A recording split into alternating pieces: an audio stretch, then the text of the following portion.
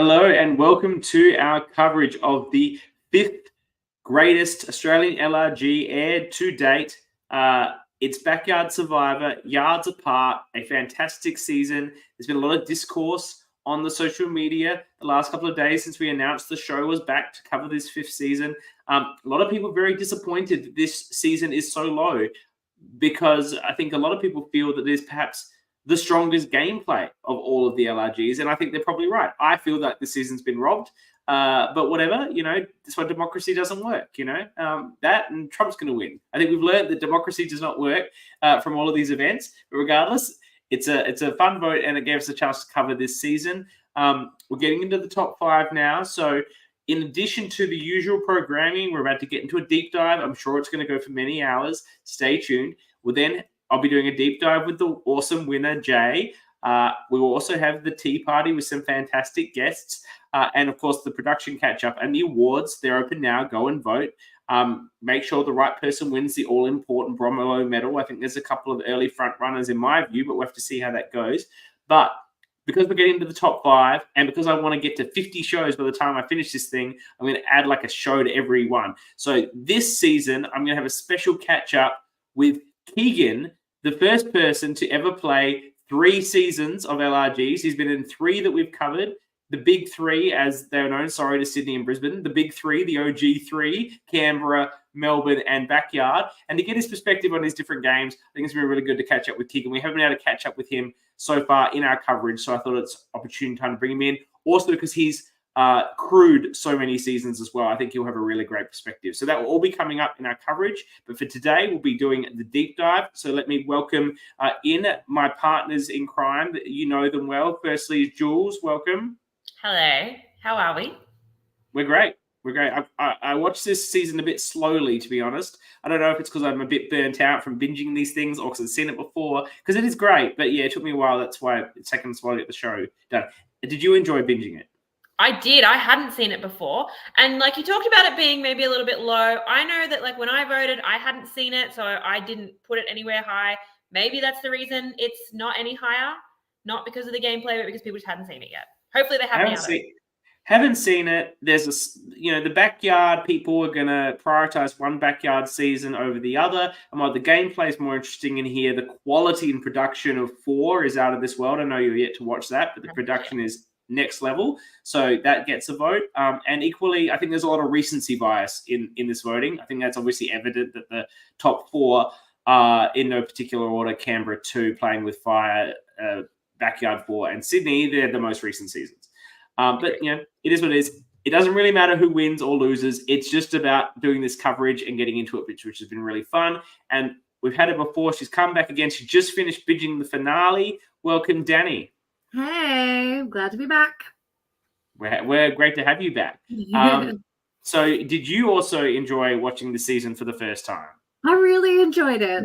I'm relatively new to the LRG space, since Sydney was my first foray, and I'd seen some of Warrandyte prior to playing. And the backyard is new to me. I loved this. I thought it was fantastic. And I agree with you. Recency bias is a real thing. Completely in the vote, which is always going to happen. But I loved this. I thought it was fabulous. Well, I hope that people that are watching now, they've probably already watched it, but some of the coverage, get out there, encourage people to go watch this season. I think if you're going to watch any LRG, maybe this was the one to watch. It's super high quality in terms of the gameplay, and the production is very good, particularly for one that was done quite early on in the piece. This was actually my first ever exposure to LRGs. I've talked about this before. I remember specifically I had been at gone away for the weekend for a board gaming weekend with mates and drinking and whatnot. I woke up one morning and they were all still asleep. I was just got out my phone and was looking at stuff on Facebook, and the Yards Apart premiere just somehow got in my feed. And I'm like, what is this? This is like a Survivor that I could do that's not the whole 50 days. This is amazing. And I didn't watch the whole season then. I just watched a bit of it. But it was my exposure to this whole community. So it's got a very fond place in my heart for that reason. So we have this season to thank for you being here now. Hey, it is. For the ORCA pod. Look at that. We're here because I randomly came on my Facebook feed. I don't know, 7, 8 years ago. I don't know when. It would have been quite a while ago. But look, we're getting into it. We'll go through the season just as we usually do. We've got our initial thoughts. We're all fans of this season. It's got a great cast. It's got a great winner. The production's very good. The gameplay is very exciting. What stood out to you most, Jules, about this season that you enjoyed? Yeah, the gameplay was the next level. I needed inside the urn a lot of these episodes to be like, wait, what happened? Who's with who? It was so fluid. There were so many moving parts. Episode to episode, you didn't know who was going to go. I was spoiled on the winner. But other than that, I didn't know the order of things. And even then I was like, how does she do this? Because she's clearly going home here and now she's not. Now someone else is. And yeah, I think it was the best gameplay I've seen in LRG. Normally we see a lot of pagongings. We didn't see that here, which I really enjoyed. There's not even really a consideration of pagonging at the merge. There's talk of it, like, you know, we get John trying to give us a bit of a row 2-4 situation, but that's about it. And what about you, Dani? What stood out for you? I agree, especially for a second season, the gameplay to stepped up as much as it had was crazy. Especially with being split into 4 tribes in the beginning, and for there to still be that much fluidity in gameplay when there's no room to hide in those situations, I was just epic. Loved it. Mitch is here. Mitch is back. Mitch from the season. Mitch has only ever watched the ORCA pod live about a season that he was in, so I like the level of self-interest that he's got. He was here when we covered the Melbourne one all of those months ago. It's good to see you again. Okay, so we started off, and it's got a great start. The production's really high. They've got drones. There's a great voiceover. They're showing the river. I really like the location. I think it really stands out quite strongly. And I don't know if they actually had 4 different backyards or they just shot it that way. But this starts the backyard Survivor romance with the Survivor-based puns, and I love them. I love them so much. I love them. I love it. So good. The next season that's coming out later this year is One Well. One Well. Yeah. Can't wait to do that. And I love that they're always puns on like some of the worst seasons from the 20s, but regardless, like I do really enjoy a good pun. I don't know if that's the dad in me or what have you, but or the tribute band, I don't know. But either or, I love a good pun, and the boys do it really well. And they've gone to the 4 tribes of 4, which for a 16-person cast is an interesting choice. What did you think about that? It threw me. I was just like, oh, okay, like we're going 4 and 4 here. Like that's such a crazy way to start, particularly in LRG. I liked it because then we had to meet everyone really quickly, because I find that when you start in like those 2-person tribes across 8, especially in LRG, you only have so much time to meet everybody, so you kind of don't meet a lot of people to emerge, whereas this you're kind of like, oh no, we're like going to meet everyone really quickly and kind of have at least some semblance of idea of who they are. Like I've literally got notes about most people just from the intro, even if it's a couple of words, like, oh okay, I have an idea of who you are just from that, which is I liked. Yeah, it sounds like a production nightmare from a filming perspective. Yep. But I think 4 tribes is part of the reason we don't have a pagonging, because you're never going to have one OG tribe have the numbers, because there's 4 of them. It's about which 2 teams are going to team up against the other ones. So I really like that. I think watching that first episode, I was taken aback as well. I'm like, this is not going to last. I figured it was probably only going to be 1 episode. It's a great way to give us a quick double elimination without being like, haha, everyone has to go to tribal. Yeah. I really like that element of it. Yeah, I think 4 tribes is great. And 4, you think, oh man, like that's a hard situation to go to tribal council with only 4 people. You're really exposed, but it does create some 2-2 situations. You know, it's not. I feel it's actually better than 5. I think 5 tends to sort of like there's a 3-2, which becomes a 4-1. Like in the end of the day, like you're pretty much done. 4 makes it interesting. Even makes it interesting. So getting into some of the cards. 4, I think if someone goes away to do a confessional, the other 3 are going to talk and say, we're targeting that person. And I feel like that might have been what happened here. It was just, this is the person that's not here. Holly's not here right now. What was that? Sorry, let's just go down further. Helen. That is not why Holly goes at all. No, I know that, but maybe Helen, I think. Holly digs her own grave.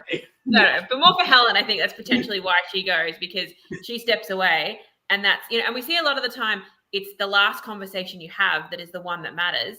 If she was the last person to do a confessional, that might have been what sent her out the door. Now, we don't know that. I'm creating my own fan fiction here, but that's potentially what happened there. Possibly. I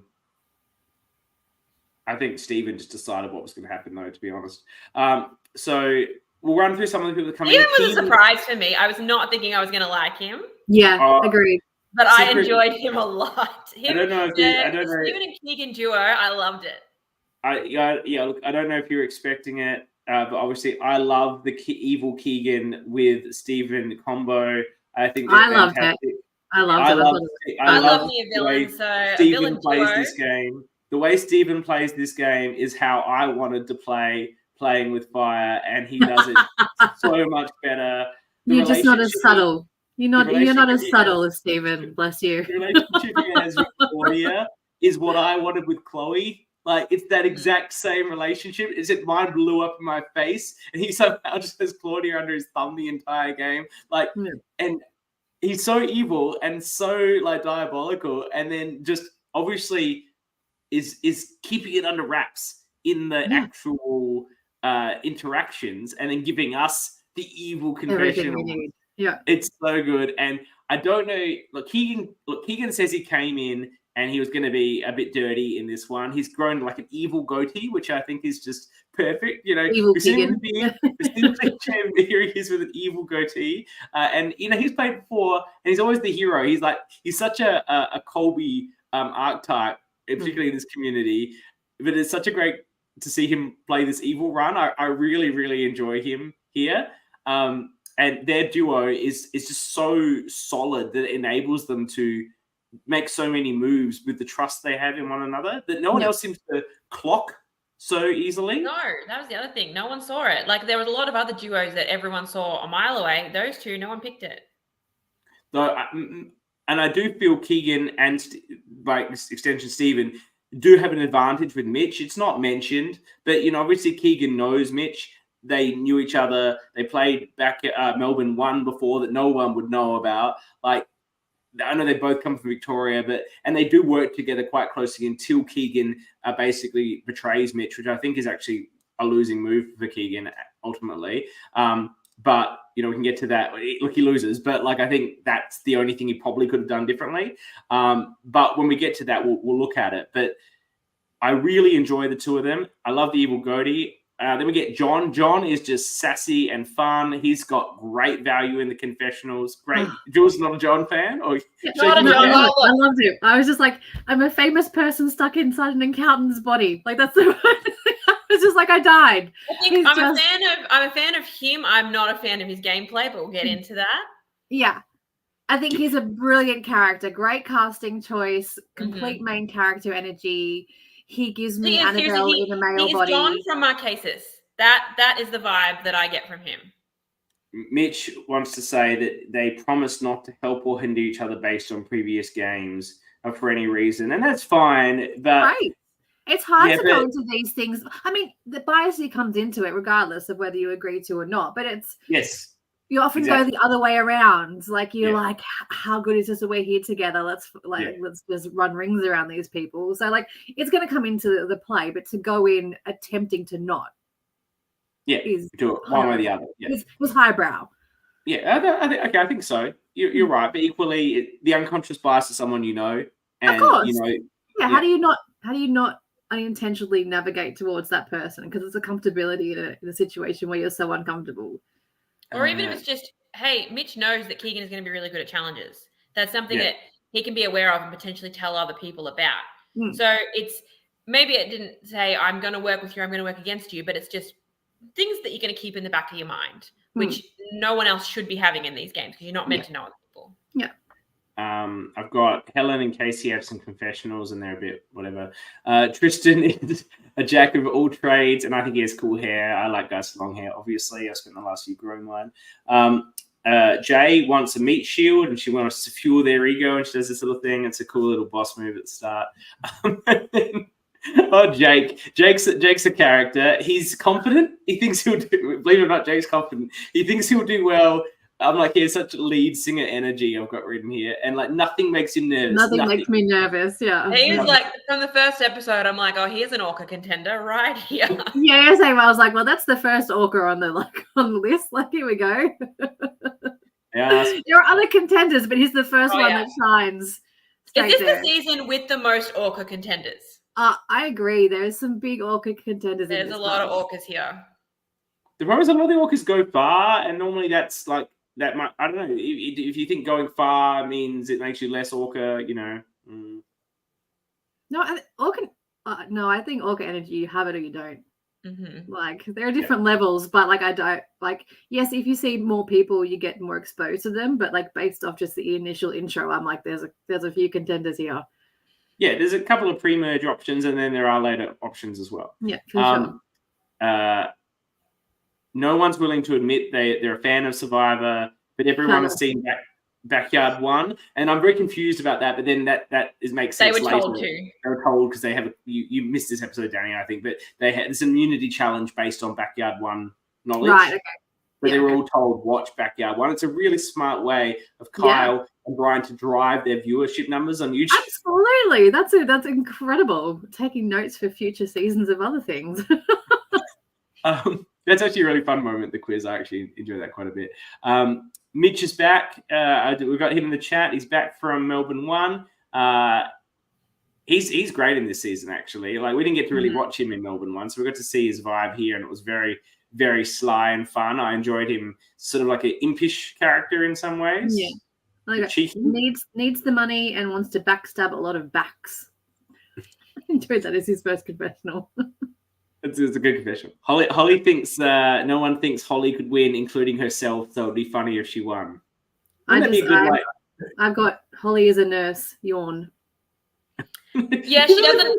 Like confessional, I think, is the problem. No, she's not. Doesn't give. She needs a hype girl before she does her confessional, or she needs like 10 coffees. Yeah. Yeah. The person behind the camera needs to be like pinging at her because she gave nothing. Mm-hmm. Then, but the statement was good that she doesn't think no one thinks she can win, including herself. I think that's her words were great. If she had a bit of character behind them, I would have loved it. Yeah, it's a delivery. Then they asked if anyone's job can help, and Jess says she's a puppeteer. It's not a job. It's not a job. It's like a hobby, right? Professional puppeteer. Mean, if she makes money out of it, it's a job. Yeah, does she get paid as a puppeteer? We have to talk to her about it. And then she says because she's good with puppets, she'll be good at manipulating people, which is a good soundbite. Makes no sense. Yeah. And then she goes on with the unicorn lady is a bitch. And Brian says that's the Epps title, and it's not. And I say, what the fuck? Because it should be. Yeah, that's a brilliant title. Oh yeah. There you go. Professional puppeteer. There you go. It's just one of them. They do like kid shows and stuff. And the puppetry of the penis guys, I suppose. Does that count? Do you guys familiar? No, I haven't seen it. I haven't either, actually. Are you familiar? It's like a variety, cabaret show. Have you ever heard of this? Puppetry. It does like Melbourne comedy and Fringe. Yeah. Yeah. They do things with their penises. Anyway, we'll move on from that. Anyway, Jules is not interested. No. She doesn't want to go see penises, even if they're doing funny tricks. I'm good.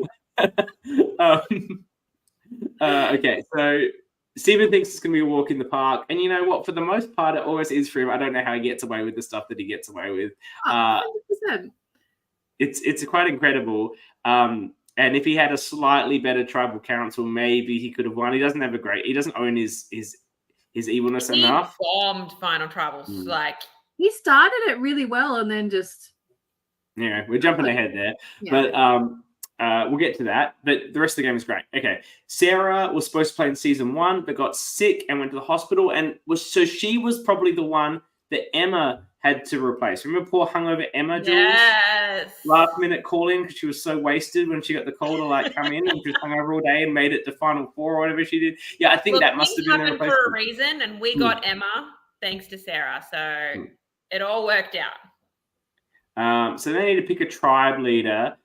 Mitch doesn't want it. He doesn't want to be the boss, but don't worry, Dan's there. Dan will take Yep, I'll do that. That's me. I'm Dan. Nobody should ever want to be the leader. Like, that is Survivor 101. I don't know. Like, it works out for like two of them. I mean, it's such a double-edged sword. Like, it's like I wouldn't want to nominate myself as leader, but I would also like hate to be led by someone who's not a leader. Mm-hmm. Like, I'm just like, I don't want to be leader, but is anyone else here going to do as good a job as I will? Like, it's like if there's power involved, I want it so that I know what it is, but I don't want to be the one. Exactly. I don't want you to know that I have that power. Yeah. So the leaders are Stephen. He just puts his hand up. He probably is the most leaderish of of his four. On Mitch's tribe, it's Dan, who is again probably the most standout, but he's probably not actually good of a leader. Like, Mitch would probably be a better leader, but like Dan just, hey, I'm the leader, put me up. Jess, I think, does have leadership qualities, probably more than John, Tristan, and Sarah. And Jake likes to think he has leadership qualities, but I think both Keegan and Jay would stand out as a better leader. And probably Tennille would be a better leader as well. But like, you know, but everyone's playing it down, and the guys that want to play it up, play it up. Yeah. Two of these tribe names are shit. Two of them are good. Do you guys agree with that? I don't remember what they are. I just remember Lello, and I'm like, okay. No, it's not. Well, it wasn't Lello. It was Yellow, but then they misheard it. It's Lello. It's Lello. Yellow, just white. And then they put an accent on Kale. Yeah. Carle. I don't hate it. And one's I liked Carle. I don't know what Maha meant. And then I think they just wanted to come up with something sounding survivory. And then Bona, like Bona, like, no. Surely you don't appreciate that one, Jules. Wow. We're just going to spoke on that now, aren't we? I'm just going to leave at this point. Like... Okay, so then this challenge is a reward challenge, and you get coffees and OJ and pay. I'm like, who cares? I don't care. We just started. Do you need that much food? That's my biggest difference in the backyard. They give them too much food. This is Survivor. Make them suffer. I know you make them suffer by, keeping them up all night. Yeah, I know that is the suffering here, but yes, true. Pink wins something at the end. I don't care. So Yellow, Claudia won't be revealing she's a super fan. I don't see the point. Every one of these things is a freaking super fan. Maybe not so much. Maybe it was less the case back then, but these days, don't bother with that. And so the leaders get a choice for advantage, for idle clue, basically, and a small amount of fruit or a big amount of fruit. We get Jess, who is going to play the most upstanding, honest game she possibly can. We will not take...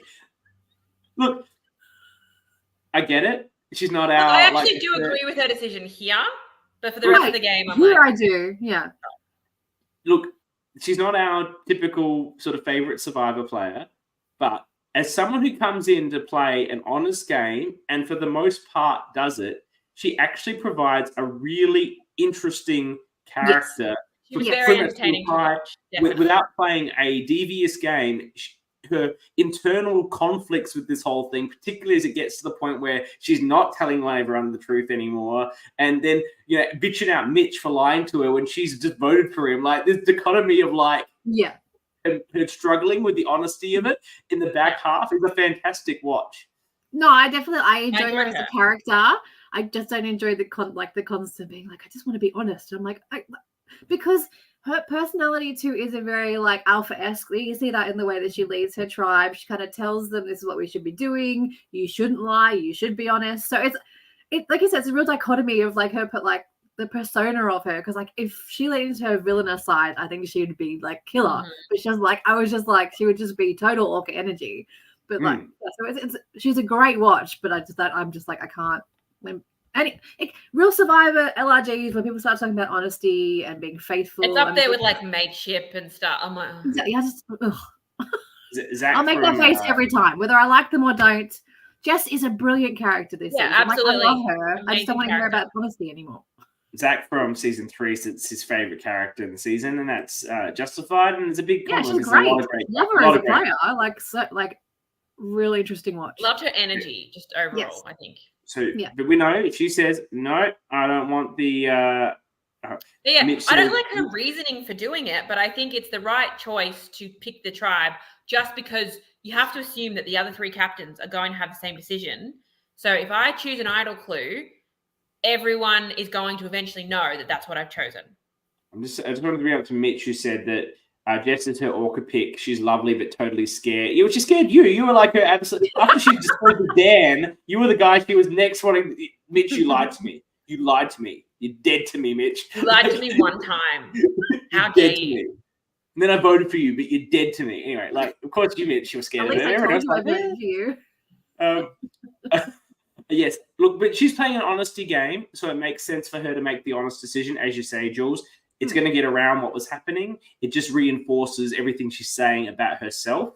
Let me see that come back into play once they swap and they merge. That comes into play. She uses it against Daniel, all those sorts. So it's a smart choice here. Yeah.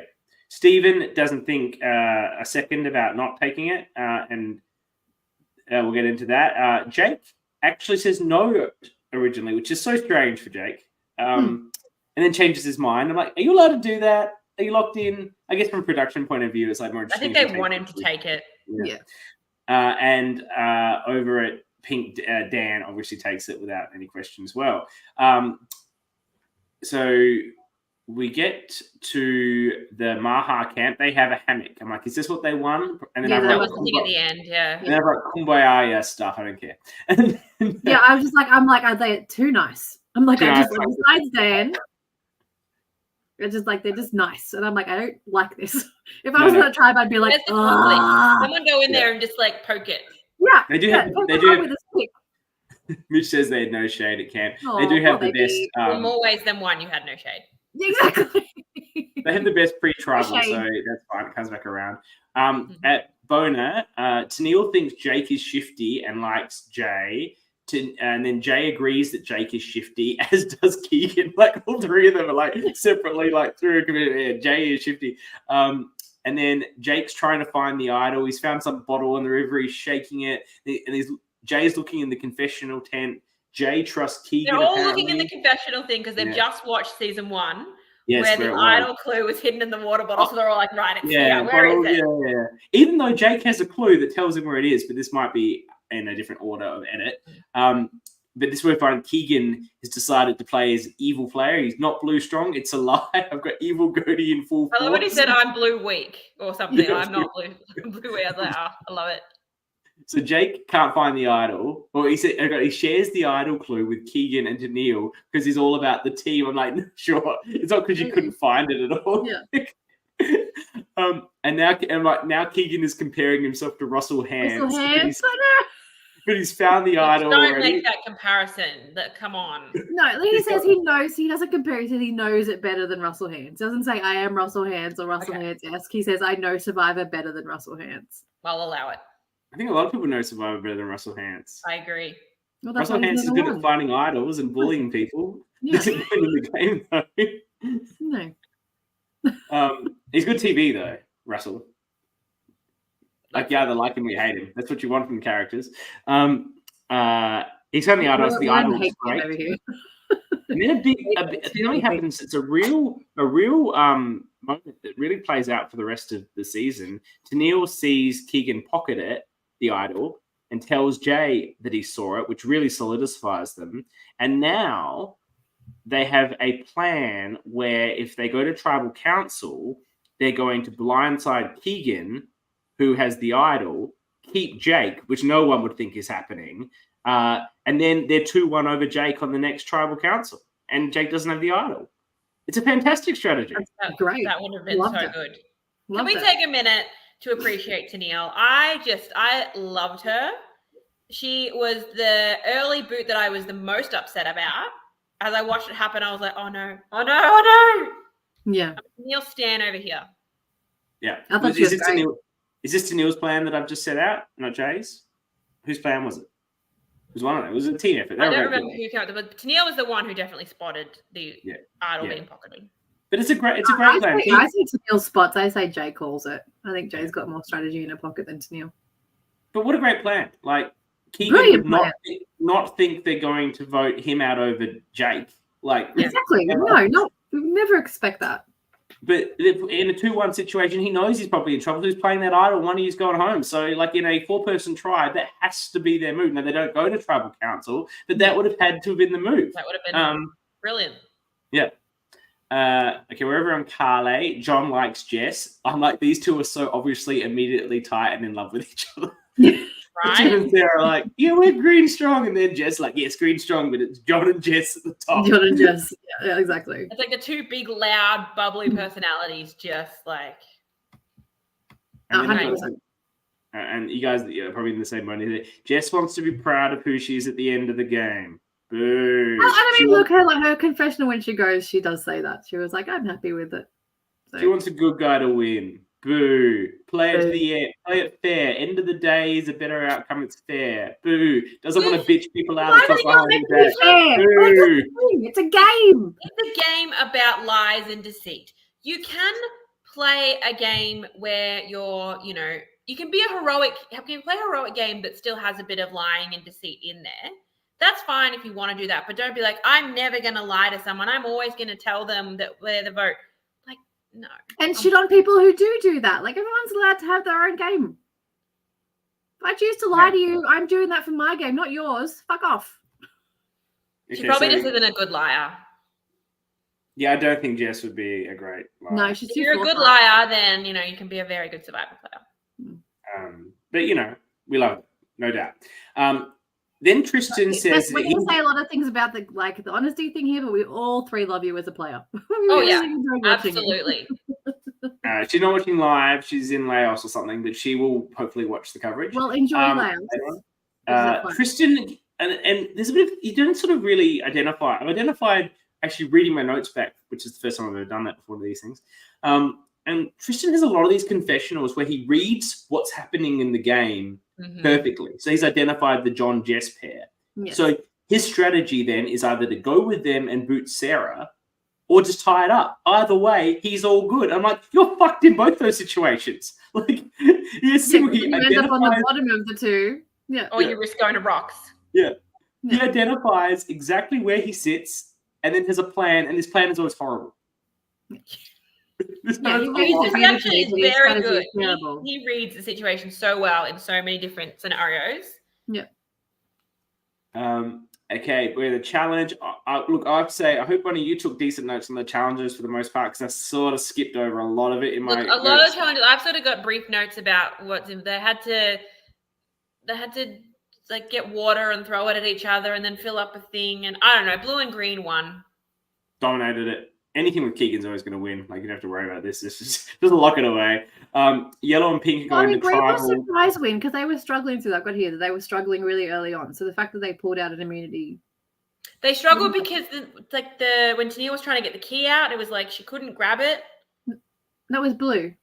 That was blue, yeah. I'm talking about green. Oh, green, sorry. Green struggled early on. Blue smashed it.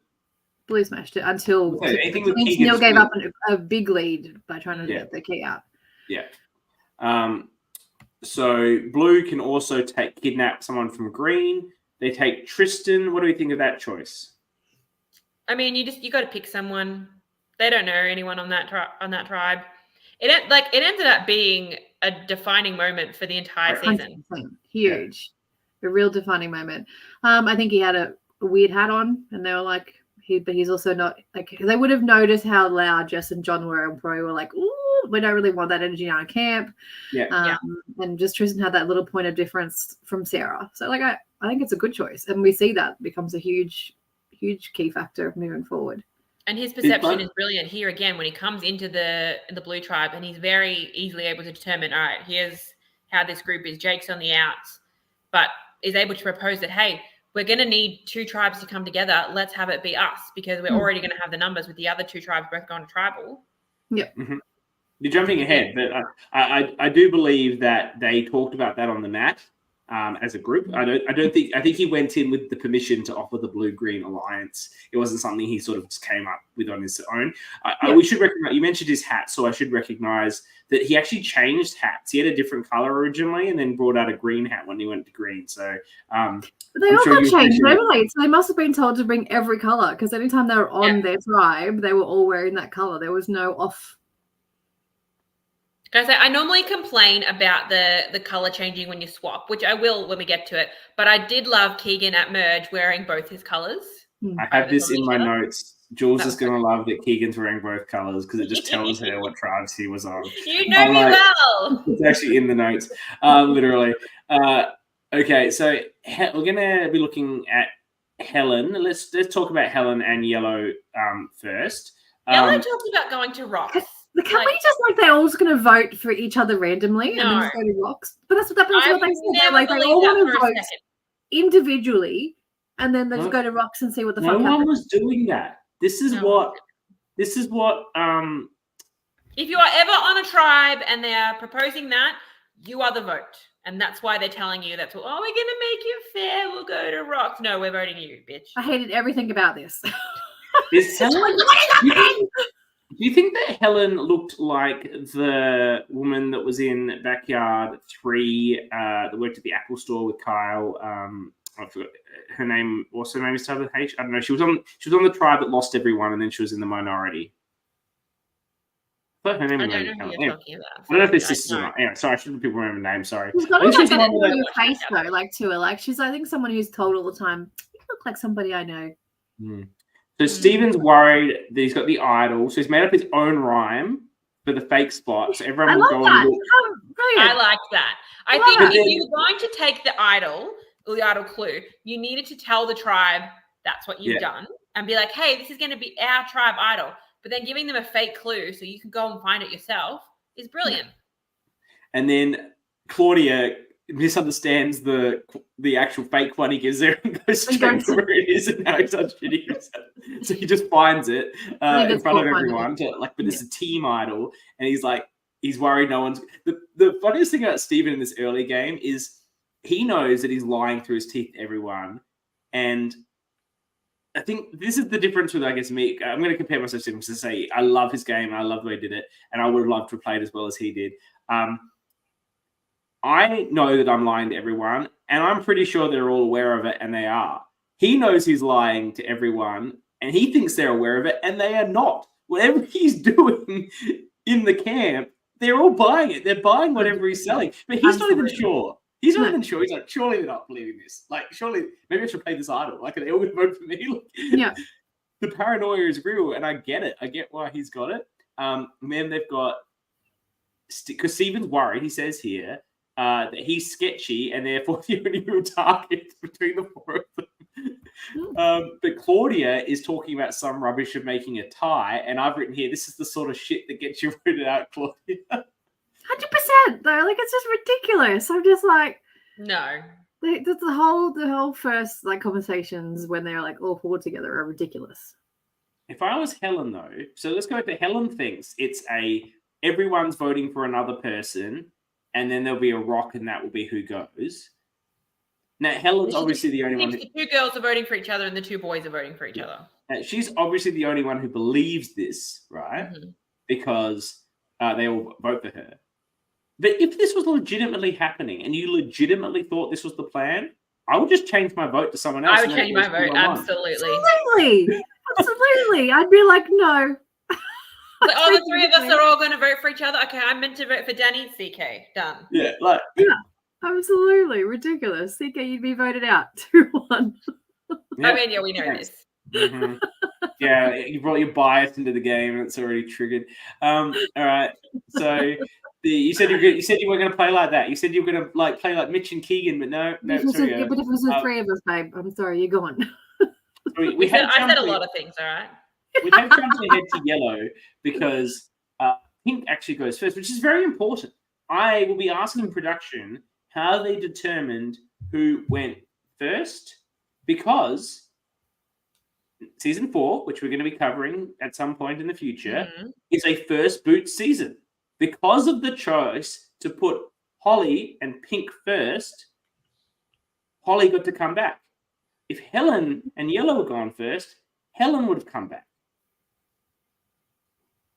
Did they do worse in the challenge, maybe? Were they further behind? You That's why couldn't. It was like a first two But sort of they thing. stopped like after the first Yeah. 2-1. They would have stopped.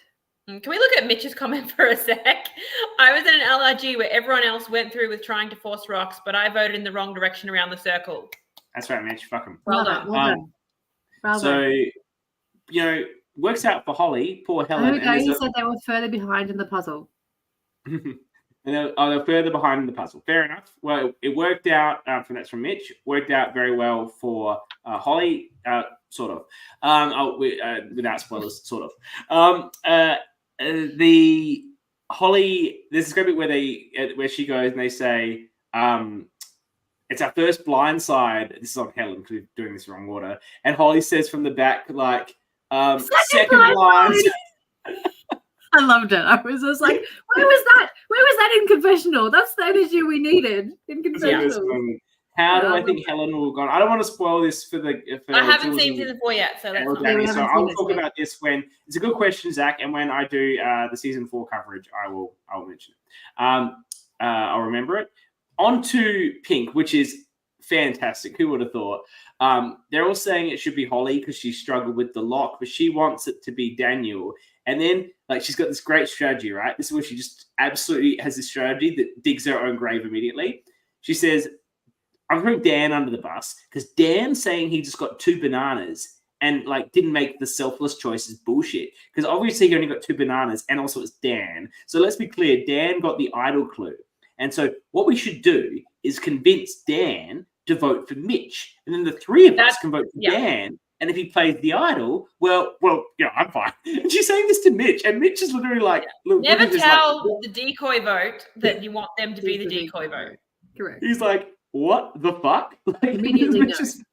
So, okay, we should all vote for Dan, who you're telling me definitely has an idol. And I'm in on this story. I believe it. And instead of just voting for you, like, it's, and I'm like, if you're going to come up with that plan, just say something like, and you know what? Well, you guys can tell him to vote for me. Like, make the selfless decision. Because would they have gone through with it if that had been Mitch? Would you have gone through with it if she'd put herself up as the decoy vote? It's a good question. Because I said, Holly, you're the alt target already, and you've just said Dan's got an idol. You've got to take the punt. He's like, I'll be honest. I didn't think so. Not with the risk of an idol in play. And then when Holly goes, she refuses to high five. Oh, no, they're trying to like make a deal, and like she wants to high five Mitch, and Mitch is like, Holly won't do it, and Mitch is like, oh, fuck's sake. Like, she's like, we can't do that. He's like, Jesus, it's like fucking Tribal Council 1, and there's 4 of us here. I think that's what Mitch is thinking. He's like, you go on. I've had enough of you. See you later. All right, episode 2. I've got Lelo, AJ, and Claudia. And we do Holly's walkout when she says, "Enjoy your bananas, Daniel." Yeah. Mitch figured he'd share the idol clue with me, and he did. We needed Holly's sassiness earlier on than being after she was voted out. I needed that. Well, you'll get a chance to watch her again. We'll see how that goes. At Lelo, AJ and Claudia are all like, sorry, I can't believe we had to vote out Helen, and Steven's like all to himself. He's like it was 50-50 when I played this idol, and now he's buttering up Claudia to vote for AJ. He wouldn't trust himself, and he has ice running through his veins. He's just nailing this, and this stuff that he develops with Claudia here, as I said, is what I thought I had with Chloe and did not. And they're very similar sort of players, Claudia and Chloe. They don't really know the game. They're there for a good time. They're sort of big and loud, quite in their own ways. And I just saw the similarities here, how better he did it. Much better he did it. A lot better. It's just you're not subtle. Like, that's all. You just don't you don't have any subtlety. You've got no chill. This is true. But that's coming from someone who also has no chill, so it's fine. You could have played that game, but there's nothing subtle about you. I mean, look at the shirt you're wearing. Wow. There's no subtlety. I don't know. I like this shirt, but you're just not a subtle person. I'm just saying, you can't be the host of like a popular podcast and come on wearing like a boring, like, I didn't say anything bad. I just said it's not subtle. You guys aren't the host. I'm not criticizing what you're wearing. I'm a Melburnian, so I'm in a black Kentucky is hoodie, I'm just my fine. uniform. Okay. The Kentucky hoodie from your years before From children, living wild and 2012. fancy free. Yeah, from 12 years ago. Yeah, I'm sure it would have been I'm sure you still relish in those memories, as we all do, of our I literally pre-child. got a picture of me biking adventures. through Amsterdam like 12 years ago today on my Facebook page. Those sorts of things hit you right in the gut. Yeah. The kids are great. You know, we all love before I kids. was married with no kids. We all love our kids. Okay, so at Pink, Casey regrets voting for Holly a bit, but she feels good with Mitch. She has this issue later that she talks about voting over a woman. She didn't enjoy that. And Dan wants to work with Mitch over Casey. Still doesn't want to be idle. And this is where we get to the Tristan Blue-Green Alliance, which, again, you know, it could work or it could flip. He's got options. And then we get to Blue, and Tristan, this is cut really well. Tristan says, Jake's so intense, right? And it just cuts to like Jake just grilling Tristan. Yeah, the edit here is brilliant. It's just like, I'm like, finds Jake intense, which based off the edit, he definitely seems to be. Just question, what's she like? What's going on there? Who are you with? Who are you aligned with? You know, who's your number one? Exactly. And then he's just like, well, and then he tells him he doesn't trust him. He's like, well, like I liked you, and now I'm not sure about you. It's just like, how does like, Tristan win in this scenario? And then Jake's like, I thought Tristan would be easy to manipulate. Yes. Yeah, he thought he'd be more manageable. And then Tristan's like, then obviously Jake's gone to confessional, and Tristan's down knocking Jake to the other Blues.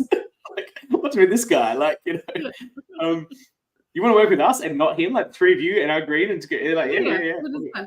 It was perfect. Right, they swap into two tribes. Makes sense. Good timing. And it's Claudia and Jess who are the team captains. Jess puts her foot in her mouth, doesn't even wait for the rules, and it's just like, I want John. It's like, hang on. No. So Claudia's like, all right, I'll have John. Thank you. Yeah. Though she does pick Mitch first. Yeah, so Jess doesn't pick very well if you're trying to set up a structure that would win challenges.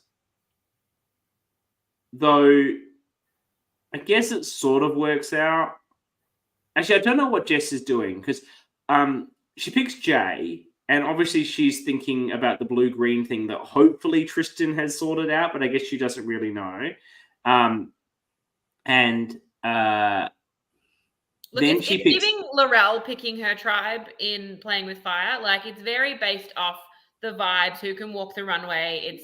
She picks a tribe full of people that she likes and wants to be friends with, rather than people who are going to be good at challenges. And then she lets Claudia have a tribe of Mitch, John, Keegan, Stephen, and Jake. Like, the challenges require, like, you want a balance. Mm-hmm. Yeah.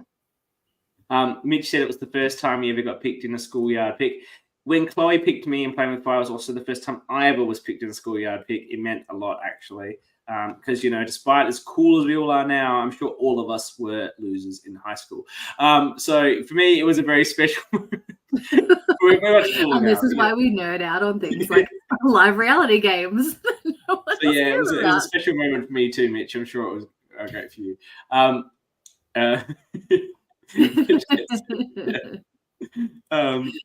All right, so Yellow wins. They do the bag challenge. It's got a name. What's it saying? Jules will know. You know, like I don't know challenge names, but I do love this challenge. I love it. I read my classic Survivor challenge, and that's something that I've liked about Backyard in general. All the seasons we've watched, they like to do a lot of challenges that we see on the show, and they do it really well considering what kind of budget they must have. Mm. And then, I love that about this. And then I don't love challenges, but I love how early Jake taps out, like just so fucking early. I mean, to be fair, there's nothing of him. Yeah, but he taps out before all the women who are smaller than him. Okay.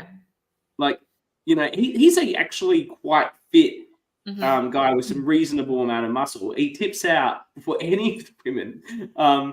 He taps out first, and when Yellow win, it cuts to him, and he's like, Hang on, where is it? I've got the quote. What did he say? It was like, yeah, I knew it. He said, damn straight. Damn straight. He contributed nothing. Like it's just like it's so like he's contributed like this damn straight. He did it. Yeah, for sure. Dan also taps next. So the men go out early. So as I say, the women are quite strong here. But really, when it gets to a final four with Yellow having John, Keegan, Mitch, and Steven, like they did manage their dropouts better. But when you've got more guys, particularly guys like Keegan and John, who are, and like Keegan's obviously just a beast. Steven and John are pretty big themselves. And obviously Mitch had a level of fitness there to stay with the rest of them. Like they're never going to win that. That was just a done. But the problem with the green is when they dropped out, they were fully like stopping. They were completely They were giving up. Like, stopped. whereas Yellow, if someone dropped, they kept moving and sort of dropped out as they were going, which is what you need to do. I don't think you can underestimate the value of Keegan probably like leading them on. Oh, completely. Mitch carried two for a while. Well done. Go, Mitch. That's why you're number one pick. Muscle man.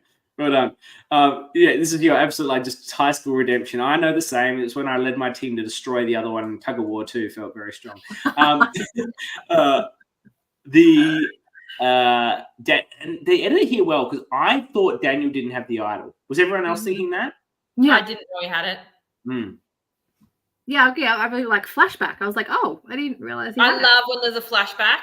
Same. I thought it was great. I thought it was a great editing choice. I think because if we'd gone into that swap knowing he had the idol, it'd be a bit more boring. But the fact that we don't find out till later, it's like, well, what's going to happen now? I loved it as a choice. Yeah. Mitch doesn't want to give Keegan the credit. Fair enough. He was just trying to be evil. Keegan wasn't being the leader that he likes to be. So we've got a situation here where there's 2-2 blue-green that comes together. It's Tristan, it's Jess, Tennille, Jay. That's a locked-in 4. It's worked out really well for them. So they're now choosing between Dan, Casey, and AJ. Casey is trying to Jay. It was really hard when we voted out a woman. I didn't feel good. And Jay's like, I'm not about that. I really like that way of going about it too. It didn't work out though. It did. I know because Dan plays the idol. Sorry. Well, it almost did. It would have done. Oh, that's right. Oh man, Dan, I've got some comments for you coming up. Now remembering what happened. Dan plays his idol for himself, and he votes for Jess. And there's one vote on Casey from Tennille, which saves Jess because otherwise Jess is gone. And then when Dan votes, he does his vote. He's like, "There's just one thing left to seal the deal." I'm like, "There's 2 things, Dan. You haven't brought Casey into your fucking plan, and the numbers you are not prepared for a single vote situation. They are gonna they don't actually mean to split the votes, which is just another ludicrous series of events. But it makes sense for them to split the vote in case of Dan's idol. They know he was the leader. They know he's got the clue, right? So." He's probably got the idol, split on Dan and whoever, Casey, I suppose. But they bring Casey in. She gets in on the plan. Tennille votes for the wrong person by mistake, and it all works out for Jess. But if Dan had just brought Casey in and said, okay, I've got the idol. They're all going to vote for me, the 2 of us. We can vote for Jess. And if she says, I don't want to vote a girl, be like, fine, we'll vote for Tristan or doesn't matter. We'll vote for something. Whatever you want to do, Casey. And they could have locked it in.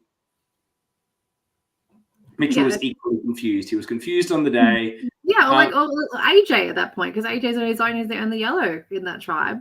That's or he could have brought Casey or AJ in, either of them. Casey, even because they came with her from the same tribe. But just potentially both. Really, as a minority, you would assume that one of them has an idol. Which they don't at this point, but you would assume that or you would think there's a possibility. If they had the 3 of them working together, they could have done a 2-1. Done the whole minority vote split to make sure that their target hits. Yeah. And yes, I don't know. I think AJ was giving off the vibe that he's just going to go with that. But was he high? Because I felt like in confession he looked high.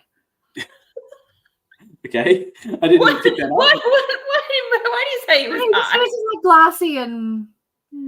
Yeah. And then we get to Some the next people episode. just have a look about them that makes people think they're high. He's a My chilled out- eyes do that. A lot of the That's time, what he's people meet me for the first time and think I'm high. He's a chilled out fisherman. That's his vibe, right? Bless him. He's just relaxed. So then we get to the Ep 3 and Dan's like, oh, I've read Can we it go like back to just Inside the Urn for a second? I don't watch Thank Inside God the Urn. for that. You know, I don't watch Inside the Urn. I don't watch it. Well, I needed it because I assumed that the one vote on Casey was planned. That was, yep, we're going to do the smart thing. No, it was just that no one had told Tennille what the vote was. And Inside the Urn, they were just like, no, that wasn't them being smart. That was actually just not getting the plan across. But lucky they did it. They do. See, I learned this from Tennille in the next episode. I didn't need Carl and Brian to tell me. Well, I hadn't watched the next episode yet, had I? Yeah, I knew about it before it. I think it personally, look, you can watch Inside the Urn. That's fine. Personally, I like to make up my own theories about what happened. Because I just preferred my ideas. I like it, okay? Especially Oh, the merge vote in particular and the double tribal. I was like, I'm sorry, I need Kyle and Brian with their graphics and because they put like the people up here and then this person votes over here and it's very clear. You can see exactly what happened. They do a great job. I'm not denying. I'm just saying I like to speculate wildly. Mm. It's more fun. Okay, so Dan thinks he's read it like a book. He's super smart. He's outplayed them. I'm saying this shit. You're dead, mate. You're dead in the water. You could have done it. You could have brought in Casey, and look, if you could have convinced her to take out Jess, it would have. This whole tribe would fall apart. There'd be so many opportunities to how the numbers of how. And he could have just picked and chose I think because he doesn't seem to have the withdrawal or the social capabilities to be able to like pull others to like form a group plan. It's kind of like it would feel like it would be Dan's way or the highway. It has to be what he wants. He wanted his moment of I'm going to play the idol and get someone out with one vote. Correct. Exactly. But why would they not split? Like, I know he doesn't know about the green-blue thing, but like, what does he think is actually? I've got that here. I was like, it's crazy that they were all convinced that he had the idol, right? They were all like, he definitely has the idol. And then they're like, oh, let's all lump on him. I was like, what? Yeah. I was just like, what? 10 minutes ago, no one was voting for him because he has an idol. And now we're all voting for him, even though we know he has an idol. I was very confused. Love at the start of this podcast, we talked about how some of the best gameplay we've seen in LRG, and then that's what we're talking about. Look, no one cares about the pre-merge, and no one cares about the pre-merge. And Dan and Jake are providing some good value. Like, let's get real, they're providing good value. They make these first couple of eps interesting. And then Dan then tries to say he voted for Jess because she looked tired. Like, dude, just fucking tell the truth. And then Jess is like, oh, I voted for you because you were the captain choice, which I think means idol, but like it's not very clear. And then Dan thinks now that Jess not being voted out is a good thing. Like, what the fuck? Big brain. No. At Lello, Mitch feels good about Keegan, because they know each other, but apparently no pre-game. And Keegan wants to build a bond with Steven, and they have a budding bromance. Steven likes Keegan, and then Steven shares his idol with Keegan, but Keegan does not reciprocate. He never does. But I still love they just come together. So I feel like I don't know if Keegan would always work with someone like Steven, but because Keegan deliberately came into this game wanting to play a bit more evil, I think he just obviously saw what Steven was about and was like, yes, we can just partner up and just run this thing. And I've got this guy Mitch who I know. Let's bring him in. And it's like one from each of the colors. Like, this is just wonderful. Yeah, it's very nice. And Claudia says, and Steven's still got Claudia locked in, and they've got Jake as an easy vote. And yes, they absolutely do. But it's going to be a double tribal with one person on each tribe immune, which I think is a good play to keep moving it through. Hold a ball. John by the end of episode 3, we have 5 people gone, and I love it because who cares about the pre-merge? It's like yada yada it. Yeah, let's get in. Yeah.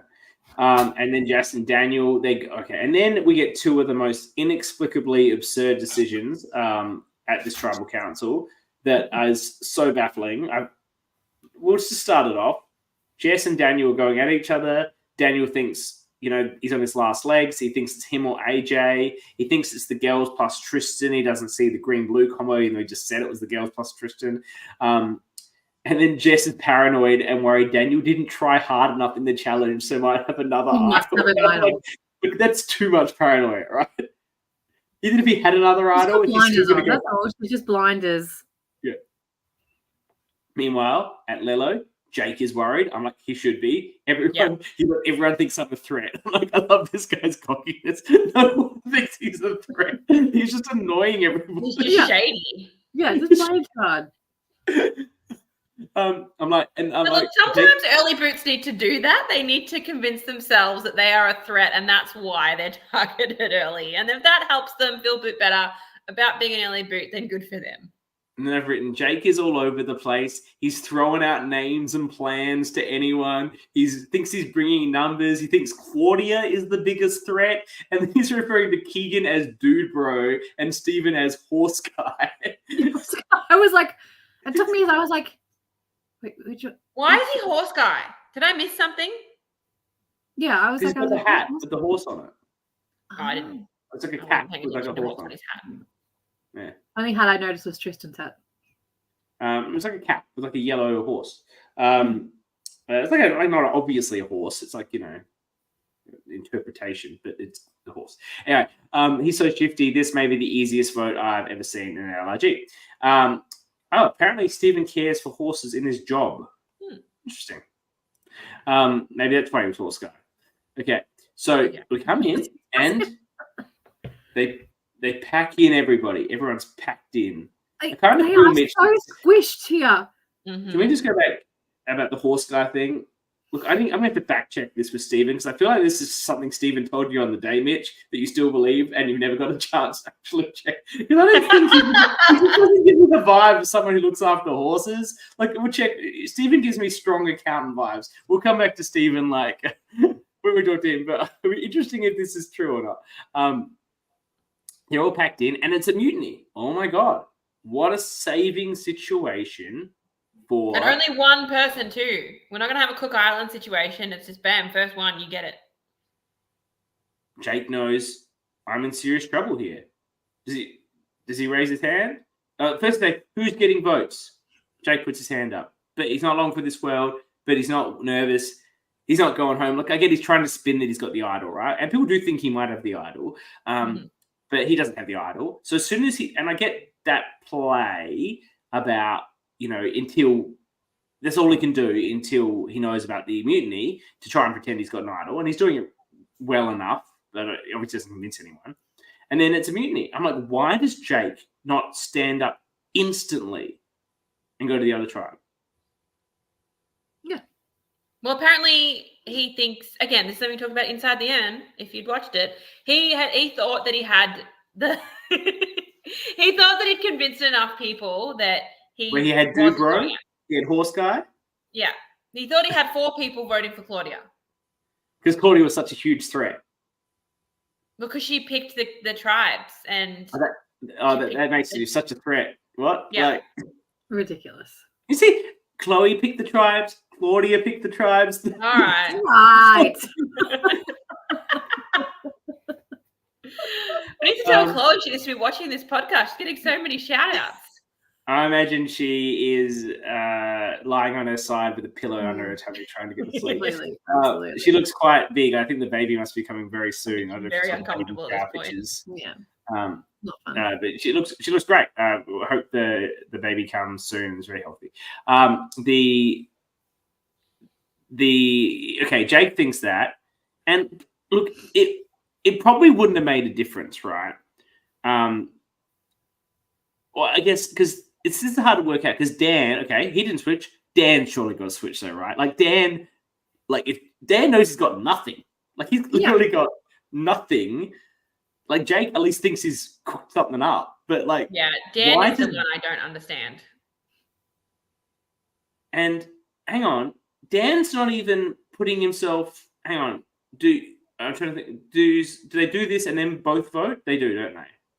So they offer the mutiny to yellow first. No one takes it. Then they turn and offer and they it said, all right, green. Does anyone want to do it?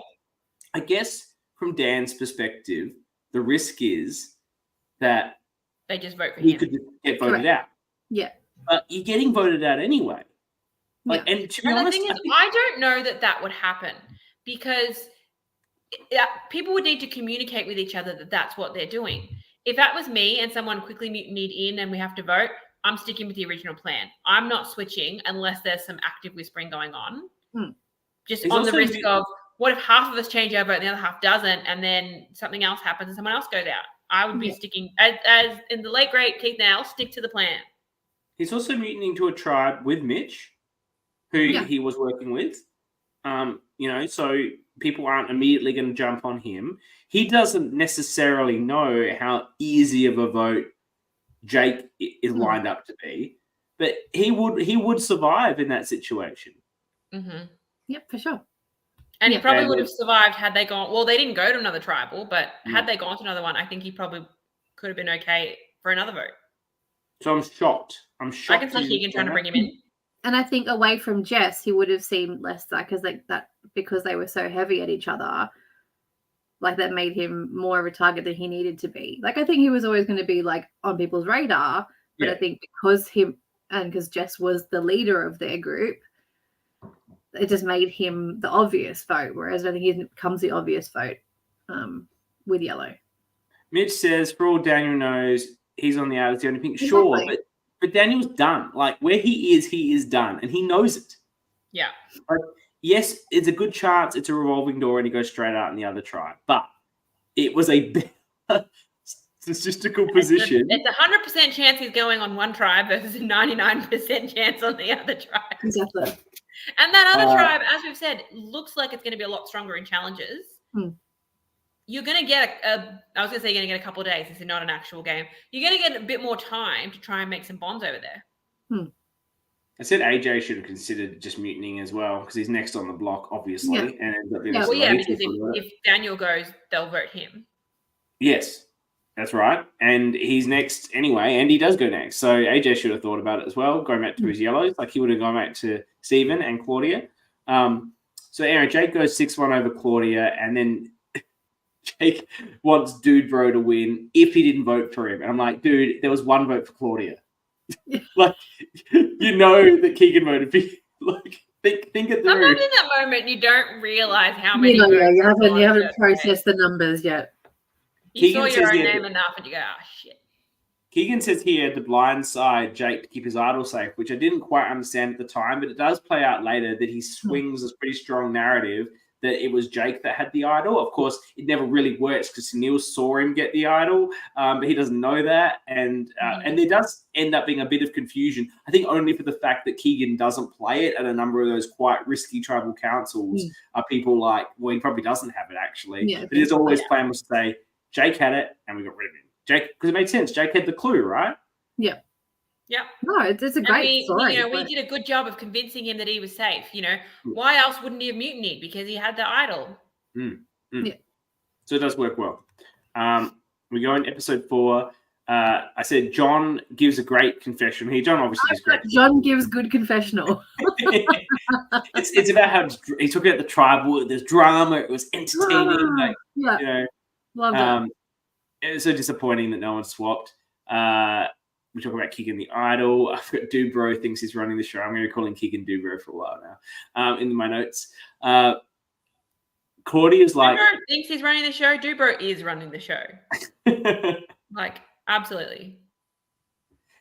Mitch loves to say that he did not completely buy that Jake had the idol, but Keegan did play it well. Yeah, well, someone saw him. There's always the story that it was seen. Claudia's like, I don't think we planned in case of an idol because I got votes. I'm like, they planned.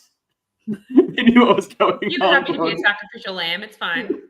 I don't even plan this because I got voted. Like, what if he had an idol? I was like, they know what's going on. They knew what they were doing. You didn't know what they were doing. No, Stephen does say that he would have played his idol on Claudia if an idol. He does say that, yes. To confessional. Yeah, he says that. It's very easy to say that in hindsight. Yeah. He said if Jake could play his idol for himself, he would have played his idol for Claudia. Look, Stephen has you say you don't believe him, but he next says he has a core 4, but the only one he can actually remember or get the name right of is Claudia. He gets both Keegan and... He says, like, for a long way that Claudia's his one. Yeah. And I think he called Keegan, Kevin, and he can't remember Mitch's name. But there is core 4. There's core 4. They are actually, but at the time he's struggling with the name. Things so quickly at this point. Especially he calls him like Kevin, or I don't know what he calls him. Like it's Kevin and the other guy. I can't remember his name. So then at Carly, they're all shocked Dan didn't mutiny. Jay said that she would have stood up if she saw Dan like move an inch. You like try to beat him to it? Yeah. Video replay. I've got here, going back to talking about Jess, I've literally got here, I wish Jess would embrace her villainous side. Like you're talking about, like, I said earlier, and I've got here, I wish Jess would embrace her villainous side. There's obviously some confessional she gives here, because at the very same point in my notes, I say Jess is such a genuine, honest player. It's not my Survivor vibe, but she's got such a great story. She's so captivating. There's obviously some confessional here that we both reacted to. Yeah. I think she's someone that if we were out there, all 3 of us would want to work with her. And I know I would want to be friends with her. Yeah. She's just this bubbly personality that I would just be drawn to. Yeah, for sure. The person who doesn't want like her is Tristan. He prefers Jay because Jess keeps having a crisis of conscience and spills the beans and plants to everybody. I love that. I was like, oh. Also, she has John, and her and John are clearly going to link back up, which actually doesn't actually happen, but that's what he thinks is going to happen. And it's a fair read for Tristan that he's number 3 on that. Once, So Tristan's smart in that he wants to work with Jay. What I don't think he ever really does is properly convey it to Jay that's where he's looking. I don't think if he does, we don't see it. Yeah, I think that happens a lot. People make assumptions about this is how I'm feeling, and they're feeling the same way. But it's like it's when you're out there, even if you are feeling that same way, it's so reassuring to have someone be like, "Hey, you are my number 1. I want to work with you." And you're like, "Okay, good. This is not just in my head." Yeah, this is a mutual thing. Or like, "Oh, I don't feel that way." Let me pretend. Even to say to Jay and to Neil or whomever, say, look, obviously we're the 4 of us with Jess. It's a thing, but just moving forward. Still want to stay with Jess, but I'm not all about the greens. I really like working with the 2 of you because, look, Jess is great, but she keeps talking about how she wants to play so honestly, and that's going to be difficult once we get to the merge. Plus, she keeps telling everyone what's happening because she wants to be honest with them, and there's just risks with that with idols, and that's not who we can go, like, long-term, that's not going to work. Like, that's what his mindset is. You say something like to Jay and to Neil, they'll be like, yeah, look, we agree. Like, great, You're not just saying, I like you. You're saying, I want to work with you over Jess for these reasons. And they're like legitimate reasons. Yeah. Yeah. And then you also like, throw like, because she'll go back with John. Like they're such a pairing. Like we need to be prepared for that come merge. Yeah. All that sort of stuff. And don't forget, Tristan's the one that actually created the blue. Exactly. Alliance. So he does have the influence to have bring them together. Yeah.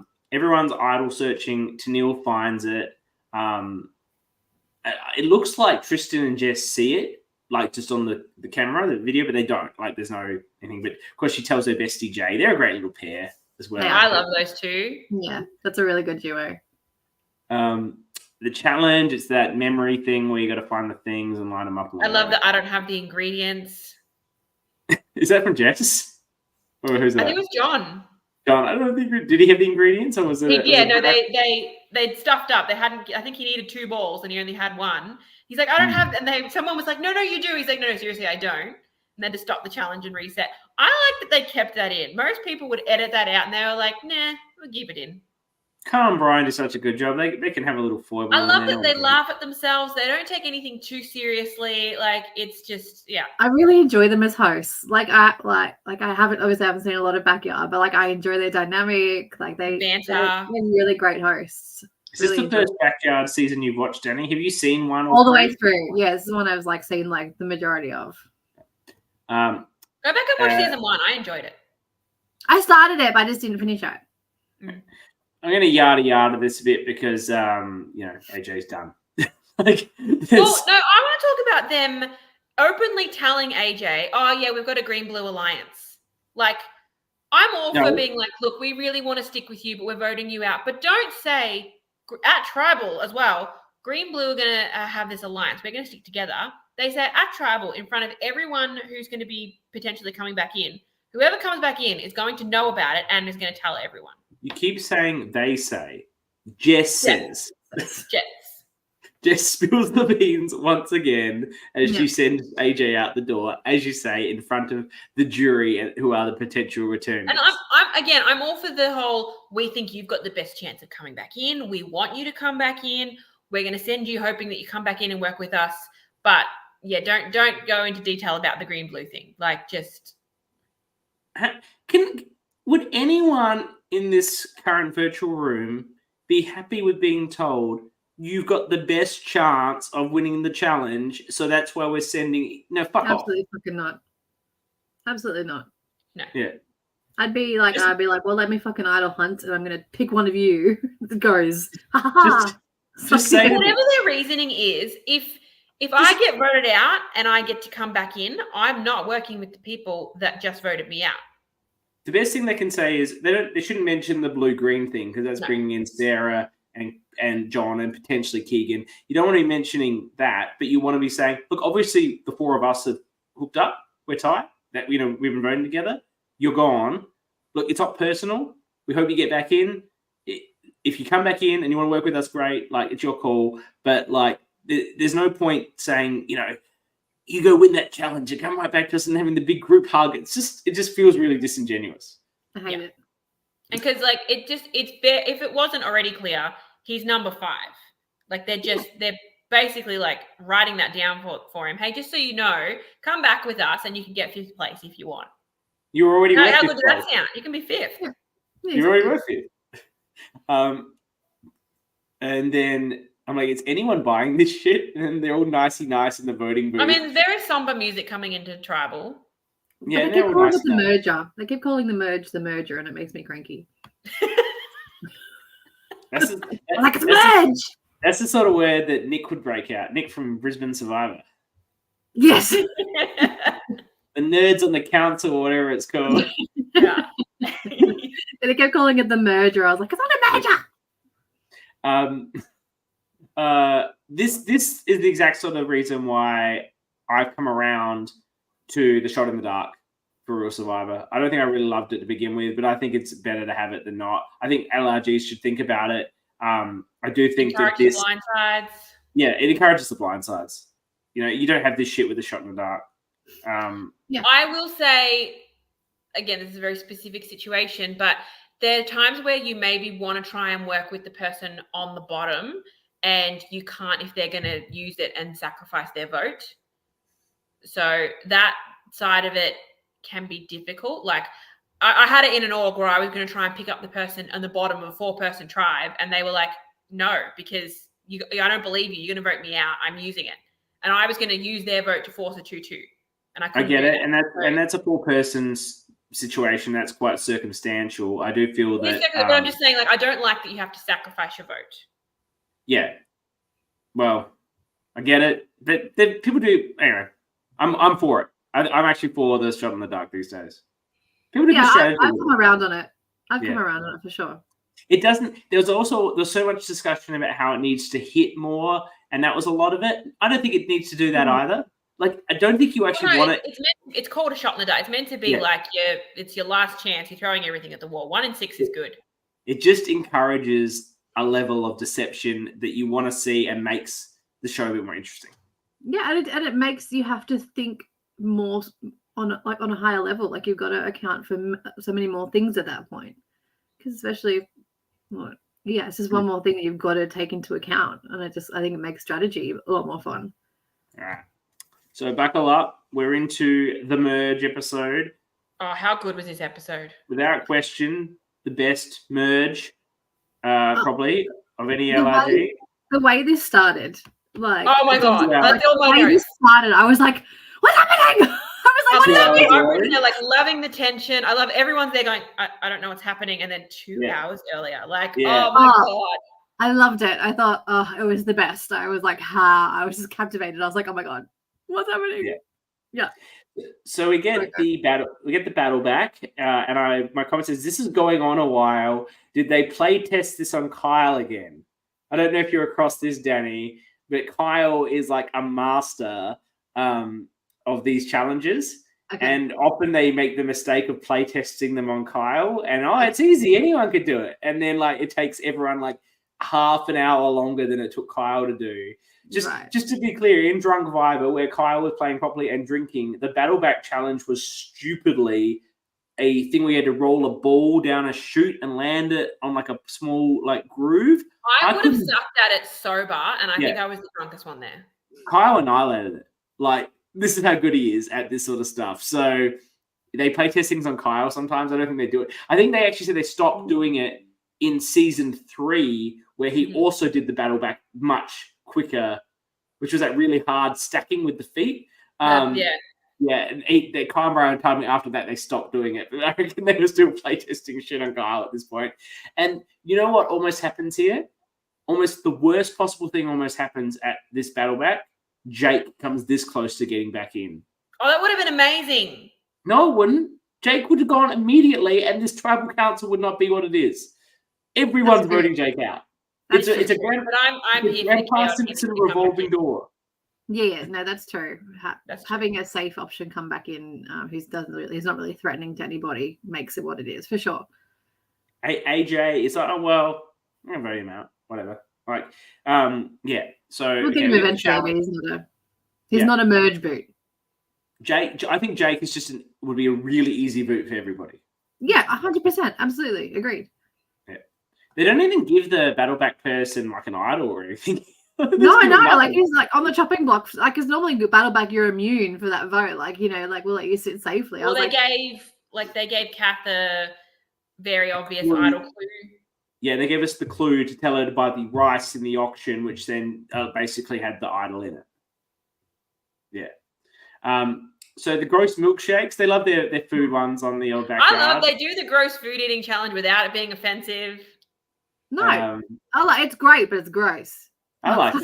I love it. Every single one started with dregs. Yeah, and I like it. Yeah, like Brian's always like leaving a bit of the dregs. That's fun. Yeah. And Brian's just like, more milk, okay, every time. Oh, he went rogue. He just decided adding whatever he wanted at that point. He stopped. I love the spinning wheel, but after a while, he's just like, nah, fuck it, let's put this in. Yeah, I'm gonna put whatever I want in. Yeah. How would you guys go on this? Good? I wouldn't do well after the fact. Yeah, I think I'd be in the moment with the challenge. Like, I'd be like, fuck it, like this. Let's just try. If it was blended well, I could do it. Like, I would struggle with the texture of it more than if it was chunky, I wouldn't cope. I would be fine, but do you think they'd let me take the lactase for the milk? I'm lactose intolerant. I mean, they normally ask for dietary requirements, so if you'd said you're lactose intolerant, they probably wouldn't have milk. It might be almond milk for you. I can bring the medicine to have with it. Just have almond milk instead. Make it nutty. No, I'll take the dairy. I just have the lactase. That's fine. As long as they let me have the lactase. Anyway, it's good. It's fun. It's like people are gagging. People are doing it super quick. The last one has to be like a video replay. I thought Jade won. Oh, Mitchell said it's chunky. No, thanks. So Keegan wins. But I thought sick right now. Did anyone? How are you with pickles? They had pickles in the prior season. No, don't like pickles. I could smash pickles. Did you guys think that Jay had won? I thought she won. I think they were clear that it needed to be finished with the mouth open. And I think Keegan just opened his mouth fast enough. I like they went to the video replay. Mitch said it was definitely chunky. I hope you like that, ladies. Okay, so merge feast. I love this. This is great. John says in confession he's going to lie low and not draw attention to himself, and then immediately screaming about this. Champagne. He is someone that I don't think he can lay low. No. Just physically, he is very tall, and then he's this big, loud personality. Like, you can't tone that down. You can try, but you can't. I don't think any of the three of us would be able to tone down our personalities either. Like, it's just. No. Especially not at this point in the game either. Like, at this point, you're tired, you're delirious, you're like just running on fumes, and then someone brings out wine. You're just like, giving people wine during an LRG, that's a choice. Hey, look, sometimes people give people wine and they're not really fair on what's happening from a production sense because they think they're being nice, but they're not. Anyway, that's a future situation to be discussing. Okay, so Jess is trying to make a final 7 with basically the swap greens and Sarah. Right, Keegan's not included in this, so I guess it's not and OG Blue's dead. I Basically, guess. the 4 OG Greens are trying to decide which group to go with. Yes. Except, but Jess is trying to make a final 7 with the swap Greens and Sarah and John. That's what I mean. Like, so it's the 4 OG Greens, and so Jess and Tristan want to bring in their swap tribe. John and Sarah want to bring in their swap tribe, and they can't really agree on which way to go. And Keegan's looking to regroup with Jay and Sarah, but he's still lying about his idol. And they ask him about the idol, and they're like, Tegan knows he's lying. So it pretty much is like, no, we're not working with you because you won't tell us about his idol. There's a lot of this about not telling me about your idol in this game that people are a bit grumpy about with alliances. Telling someone about an idol, it's very situational. Like, I'm not going to say you should always do it, you should never do it, but in his situation, I actually agree with him not telling them. Like, he's been apart from them for a while. For all he knows, they're in this, like, because we see that that Jay and Tennille, they are very tight with the Greens from their tribe. So he is not in with them super tight. So why would he tell them? There's a lot of finger wagging. But they lie too. Because he says, do you have one? And they say no. Yeah. They have 2 between them at this point. Exactly. I think there's a lot of finger wagging about it that I'm like, you don't have to tell people. No, it's not yours to know about. Like, if he wants to share, great. If he doesn't, then fine. The only person that I think maybe has a claim on Keegan, why didn't you tell me about your idol, is his best bro, Horse Dude, aka Stephen. But you know what? Stephen probably didn't get his nose out of a joint because he's probably like, Keegan told me that idol would have blindsided him with it. 100%. He was like, if he told me, I would have killed him. Yeah, for sure. Yeah. So it's fine. Like, people being very offended about this idol situation. And then Jess is like, AJ, did you appreciate us telling that you were going? And he's like, yeah, like as if. Though AJ does not play his return well at all, and we'll get into that. And I just don't think it's the sort of player he is. Then Claudia is pushing like a yellow regroup in front of John. And AJ thinks he's got an alliance with Keegan and Mitch and Claudia, and maybe John and Sarah. So looks like he's going to look up with the swapped yellows, which would make sense because the other guys voted him out. And then Claudia thinks John is with the swap yellow, which he sort of is, because like he and Sarah do an amazing job of then playing both sides, and they do it for a while, and that's what they're doing here. That's what creates a lot of this. Mitchell says he doesn't think he ever spoke to AJ, so I'm sure Mitchell was surprised to find out that he had an alliance with AJ. Jen J finds a clue at the feast. I'm like, how many freaking idols are in this game? 5. And as you say, they've got it. And then Keegan realizes the old Blues, they've gone to green. John's struggling to link up with Jay and Tennille. They're not clicking, so he's not liking the idea of the blue-green John's whole thing, it frustrated me because it was very me. He said, I don't want to work with Jay and Tennille because I don't know them. I haven't spent any time with them. But then he expects Jess and Tristan to do the same thing for people that they haven't worked with. So this is why his gameplay really frustrated me, because it's all about himself. He is the star of the show. I don't want to work with someone I don't know. There's a lot of I and not a lot of we's. When you're talking about alliances and who you're going to work with, it needs to be we. Who's best for our game? Sure, but he and Sarah have all the power. Agreed. So what he wants, he can have generally.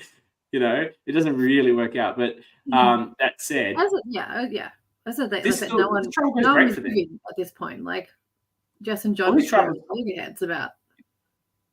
They both wanted to lead here. Mm-hmm. Yeah, Stephen's the only one who realizes his numbers are sort of fucked, and he thinks he's only got 4, maybe 5, because he's worried about the John Sarah situation. He's the only one who's really clocking it. John says green to the end in front of the Blues and AJ. Like, I'm like, dude, what are you doing? Not a lot of tact. Claudia's like, why is it me? Why is my name out there? Like, you're big and bold, Claudia. Everyone's seeing you. Jess's crew wants Mitch. And I said, that actually makes a lot of sense from a target point of view for her crew. Mitch. Yeah. Because he's the last pink. They don't have anything with him. It sort of seems like an easy move. So we get to the tribal, and my first comment is Stephen blows his idol on Mitch. Is this a good read of the room? Where did this come from? Now, we will learn later that it was an informed idol play. You know where else we learned it? From Keegan. From inside the urn. Yes. When I watched Inside the Urn, I learned it from him. Keegan got the blues and greens onto Mitch as their voting choice, and then told Stephen so Stephen could play his idol on Mitch. Really, and Mitch says he was really worried, really felt he was getting the votes, so he agreed Stephen should play his idol on him. I don't know if others found that from Keegan, though. From in the urn, and the thing is, Keegan basically said that he put them on to voting for Mitch. Yeah, Keegan got or at least if he didn't control the votes were going there, he pretended that he was going to go with that group. And he did. He actually did vote for Mitchell, knowing that an idol was going to get played on him. Yes. So as soon as that comes out, Tennille pulls out her idol and plays it on Jess. I don't know if she had information for that. I mean, they were originally told that was where the votes were going. Yeah, they had thought there was all going to be on Jess. They didn't realize there was a split on Jay. And then Jay makes her own call to play her idol for herself, which, at the time, like, oh, that's probably a waste. And, oh, my God, no votes. You see Brian's face when she pulls out her idol. He's just like, because he knows what's in the urn. And he's like, oh. No votes. And so it was a 5-5-1 that all got nullified. Yes. Because same as the last time, it was that it wasn't Tennille this time. Someone didn't get the message that they'd swapped. Mitchell didn't get the message that it had swapped to Jay. So that's why he had one vote on Jess. Not that it would have mattered, but yes. It wouldn't have mattered either way. No, but it's just interesting that once again, someone votes incorrectly just because they didn't get around to telling them. I think it's just the times, things swapping at the last moment, maybe a confessional, like someone would have to whisper, I guess. I don't know. So we do the revote, and Stephen gets 5 and Tennille gets 6. So basically, Keegan and AJ flipped back. They flip opposite. Yeah. So obviously, Keegan's thinking was, I'm going to vote for Mitch. Knowing he's going to have an idol played. So he's trying to play both sides. Playing both sides. And then now that he knows the vote's going to probably be on Stephen, well, maybe Claudia, I don't know. He doesn't know who they're voting for now. He's not going along with that. He's going to flip back. AJ's flip-flopping makes 0 sense. I don't know what AJ thinks he's doing. So AJ didn't want to go with the people that had just voted him out for obvious reasons. But then I think it was just the people around him whispered in his ear that they're voting for Stephen, and it just happened to be where he was sitting at Tribal. I don't think it was anything more than that. He had an alliance, he said. Right, but he wasn't sitting with them at Tribal, so when it came to we have to vote for someone else, he didn't know which way they were going to go. So he just got whispered in his ear, vote Stephen, and he just went with it. Still, Stephen was on his original Yellow Tribe. He said he was working with Stephen. In that chaos, though... Well, what's the matter with voting? Just throw a vote. He, as long as he voted for one of the people he said he wasn't working with, the people that voted him out, it really wouldn't have mattered. Then it would have ended up as a 5-5. One. No, because he voted for Stephen. So, no, it would have been a 6-4-1. 6-4-1, yeah. So it wouldn't have mattered. He should have stuck. Look, because this is what gets him voted out. This sort of flippy floppy. Who are you with?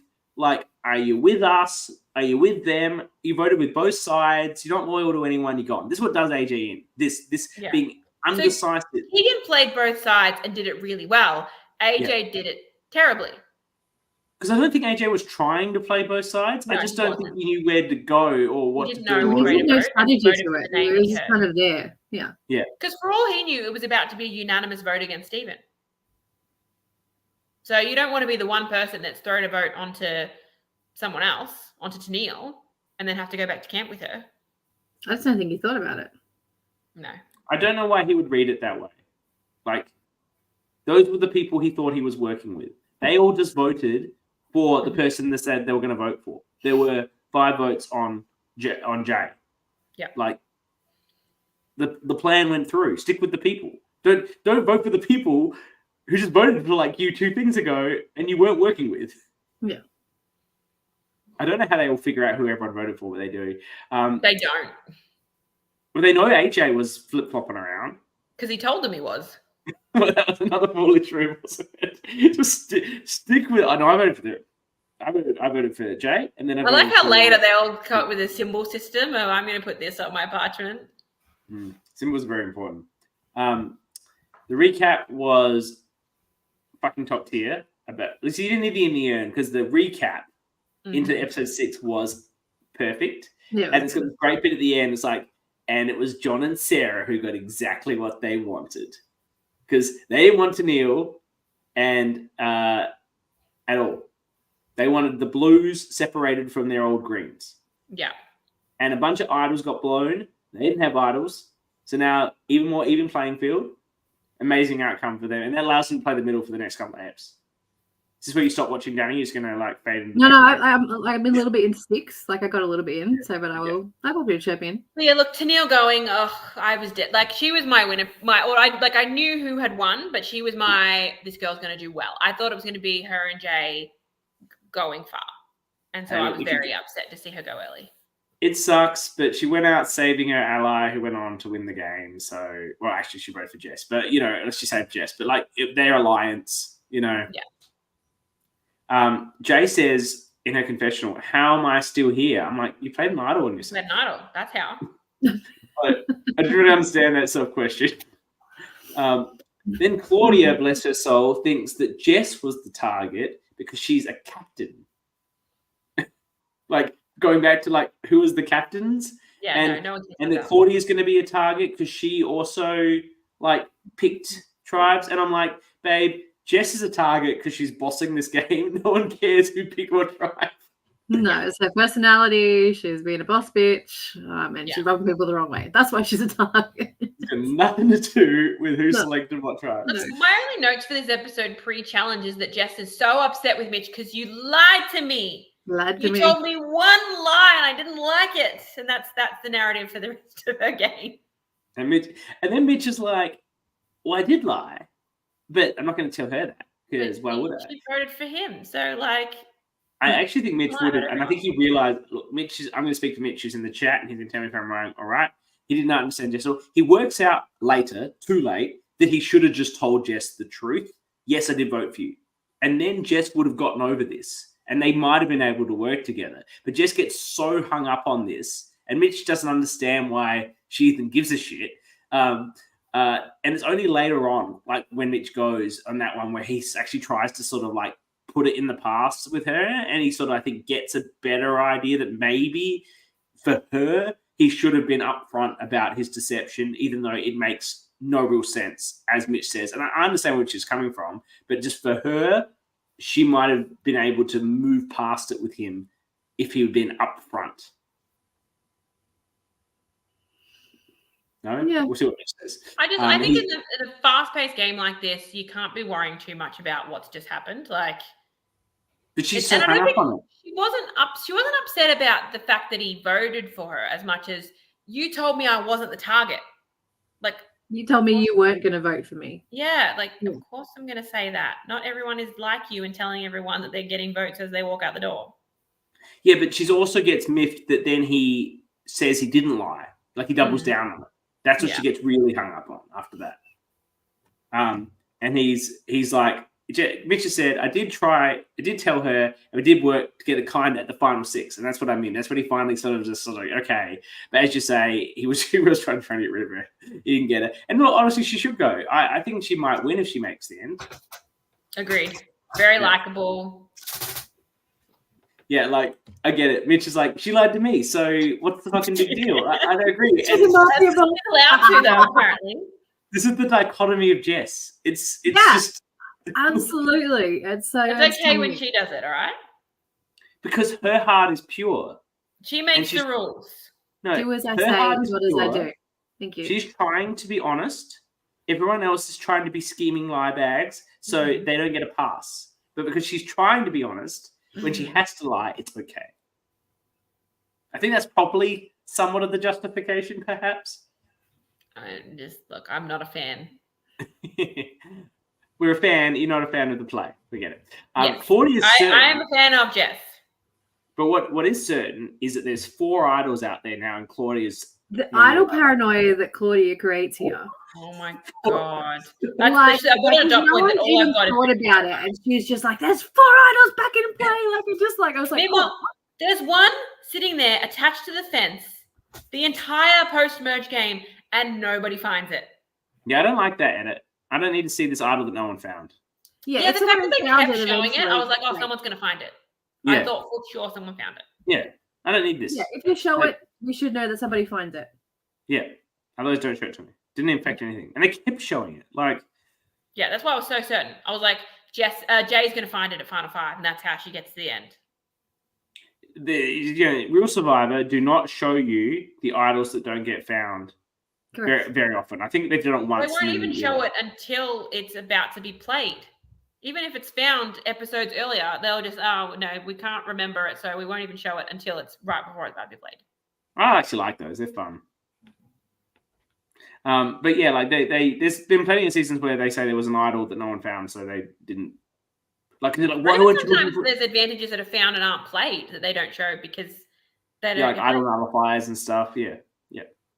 It probably like the thinking I imagine is advantages that are never found or found and not played just complicate it for the casuals. They don't need to know they're that. not important to the story. Yeah. So anyway, there's not. Claudia seems to think because 3 idols were played, they're going to rehide the played idols. They'll rehide one. But they wouldn't have voted out with idols. You know, that's when people sometimes get them replaced.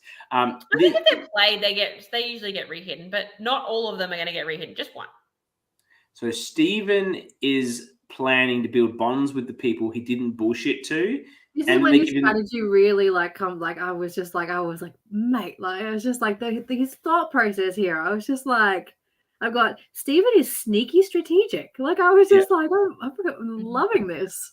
And they're giving him this evil, like, scheming music. But, like, he is telling the truth. He's leaning into it, though. He's loving the villain edit. He's like, I didn't bullshit you before. Yeah. I told you what I was doing. I didn't come and try and tell you some bullshit plan. Great. You know? Now let's talk about what we can do together. Like, these other people, they were lying to you.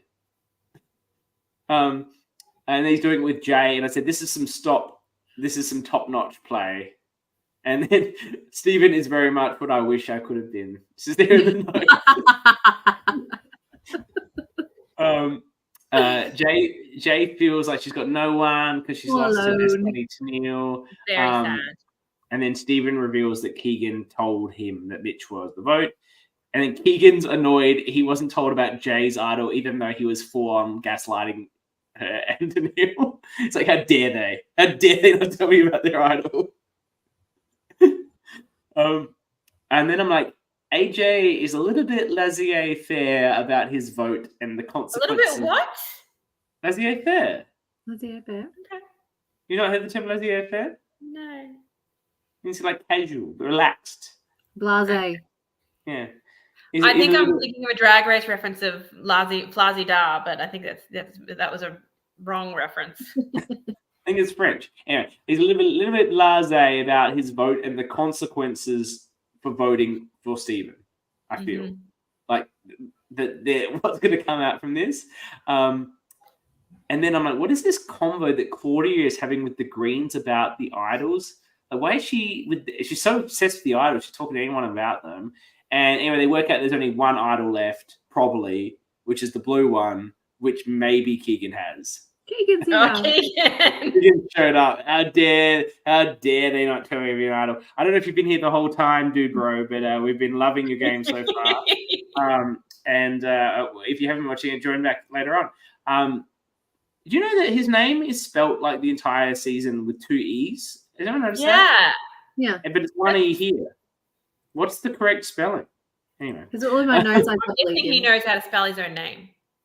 Keegan. Well, there was one comment I liked about when Tennille was voted out. She was like, not one of you spelled it right. That's because her name isn't spelled right. I think I've got it spelled differently every single time her name's written in my notes. She has a unconventional spelling of the name Tennille. Names are hard, okay? Names are hard. Keegan's just joined. All right, well, there's been a lot of praise for you, Keegan. We love the evil Birdie. We love the evil play. You have to go back and watch. But, you know, we're enjoying it. He Oh, says there we go. Keegan, Double E is correct spelling. Yeah. Facebook doesn't believe it. Interesting. That's fun. Okay. Is he the only Keegan in the entire world, perhaps? Maybe. With two E's. Obviously, there's not. Anyway. And the new idol we showed that we bitched about and we will never mention again because it is not relevant.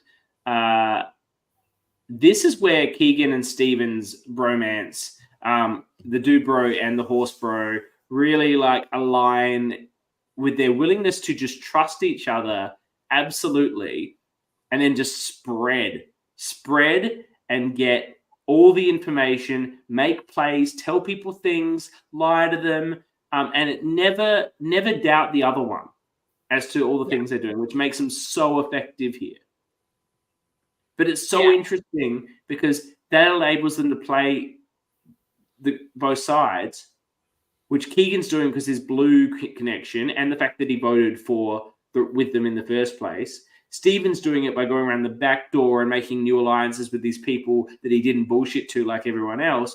But you still have John and Sarah also playing the middle with the yellows, which is the actual alliance, and the old green blues to try and get out blues and like regroup the greens together. It's so interesting with these two pairs, like each individually trying to push the narrative their direction. I feel like this and again, this is completely like self-serving. It would be if I had gotten past merge, and that would have been like Michelle and I and Sam and Luke, like that, like into because like I trusted Michelle like implicitly, so I would have like that's you could have done that. Yeah. Anyway, I digress. And then Jay tells Keegan that Jake saw Keegan find the idol. And I'm like, why is she saying Jake and not Tennille? Like, why is she lying about this? Tennille's actually out of the fucking game. Just say, Tennille saw you find the idol. This is how I know. It's very easy for him to say, oh, Jake's full of shit. Yeah. He's lying. He's making it up. But from Tennille, it's very different. Like, stop lying to me. I know you have the idol. Tennille saw you find it. Like, why is she still going with the, like, oh, Jake saw you? Who fucking believes Jake? No one ever believed Jake. No. Keegan's not going to. He's decided he's not going to claim his vote. He is made nervous, I think, a little bit. I don't think he's faking it when Jay's like, "Well, everyone thinks you got the idol, so watch out." And I think he's like, "I don't have it." It was like quite a good performance, actually. It does, yeah, it's believable. Oh my god, this is really bad. So I'm going to claim my vote. And then Jess is very angry at Mitch for voting for her, even though she voted for him. Anyway, we talked about that. We get to the challenge here. Okay. Saying it came from Jake makes it easier for Jay to deny caring about it if Keegan says he doesn't have it. Keeps her in his good graces a bit easier. I get what you're saying, but I need to understand Keegan's Jay's motivation in the first place then for going at him about it. Like, either you go at him about it because you want to, or you go at him about it. I guess you're trying to source it. I don't know. I get what you're saying, Mitch. So I can talk about that to Jay when I do a deep dive with her. What was her actual thinking there of her strategy and what she wanted out of the situation? Mitch wins the challenge, and Keegan's like to Jay. He says to Tristan, "I want to keep Jay, but I'm willing to sacrifice AJ." I'm like, how is AJ a sacrifice for Keegan? But I just love the way he's doing it. He's like, I'm willing to sacrifice AJ. And then Sarah is targeting Jay with John and Steven. Tristan's name is out there. And I'm like, Tristan's name should be out there. Like, he's the sort of guy that can just slide on through. He's very likable. Yeah. No targeting greens yet. He's playing chill, and then it just immediately cuts to Steven like selling out Tristan to somebody. And I'm like, John and Sarah are playing two sides so hard here. How are they getting away with this? And I'm like, if they don't do this quiet thing, they could end up in the outs. And what do you think? The jury's not here because they're all out having Maccas. I did notice that the jury was never there. Yeah, I'm not impressed with that, to be honest. I don't know when we want to start talking about this, but I know it's late and whatever. And look, I get perhaps missing some of the tribals, perhaps, but I think much people They always need to see went what's home. going on. It is important. Juries need to be at tribal. Because that's why they like to ask you these like interesting questions, because it tries to poke holes at what's happening. The jury needs to get that information. And tribal council is an opportunity. If you think I'm not going to win at this point, you can perform a little bit for the jury. Yeah, and we can jump ahead, I guess, a little bit, like for the context of this discussion. Like I postulated when I watched this the first time, I was actually messaging Keegan about it when I got up to it, like about how much I was enjoying his game and like how interesting it was to see him play this way. And we get to the point where he gets to the final four and goes, and what could he have done? You know, what could he have done with his idol to perhaps give himself a better chance, or at least do something more interesting than the I don't want a souvenir, which is always just a fucking I think he should have just not played it. And if he made it to final tribal, then pull it out. Yeah, I agree. You're absolutely right. And it's I thought the entire time, and I never needed it. I never caught a single vote. It's a double down when there's no fucking jury there. Like, what is the point of, hey, I had an idol when there's no one there to even see it? Like, but it also detracts from him needing to, like, he could have used that idol, maybe he saves Mitch with it. Like, he votes for Mitch, he wants Mitch gone there. But let's say he saves Mitch with it. That's a big move. But what's the fucking point of that if there's no one there to see it? Mm-hmm. And so not having the jury there actually detracts from people making interesting moves to showboat. Yeah, look, one thing I will say about Backyard in general, a lot of their seasons have gone really, really late. Like we saw this one going till like 3:30 in the morning. It leads to people making bad decisions. Carl and Brian are even struggling. I don't like how late it goes, because it really messes with them. You either need to have a really tight ship and get it in one day, or make it a 2-day game. There's nothing wrong with a 2-day game. They do the 2-day games now. Yeah, good. But I think it's unacceptable for the jury not to be there. And that's another reason why going so late, because that's probably why they weren't there. They were all exhausted. It's 2-8. Like, it's already dark by the time they merge, and they still got half the game left. But how hard is it if you're on the jury to be sitting in some couch in some house for like an hour and a half, nap, whatever, and roll out, wake up, watch the tribal council and walk out again? Yeah. I think you have a duty, particularly, look, maybe there's the element of everyone gets put on the jury in Backyard that it loses its specialness. And so people are like, oh, whatever, I don't care. I got put it first. And I don't think you should have everyone on the jury. I get why Backyard do it, because they want everyone to feel included, involved in their LRG that they got to play. But here was the worst consequence of it, where they just weren't even there. They didn't care. Like at Final Tribal, we had 6 jurors. Yeah, where were the rest of them?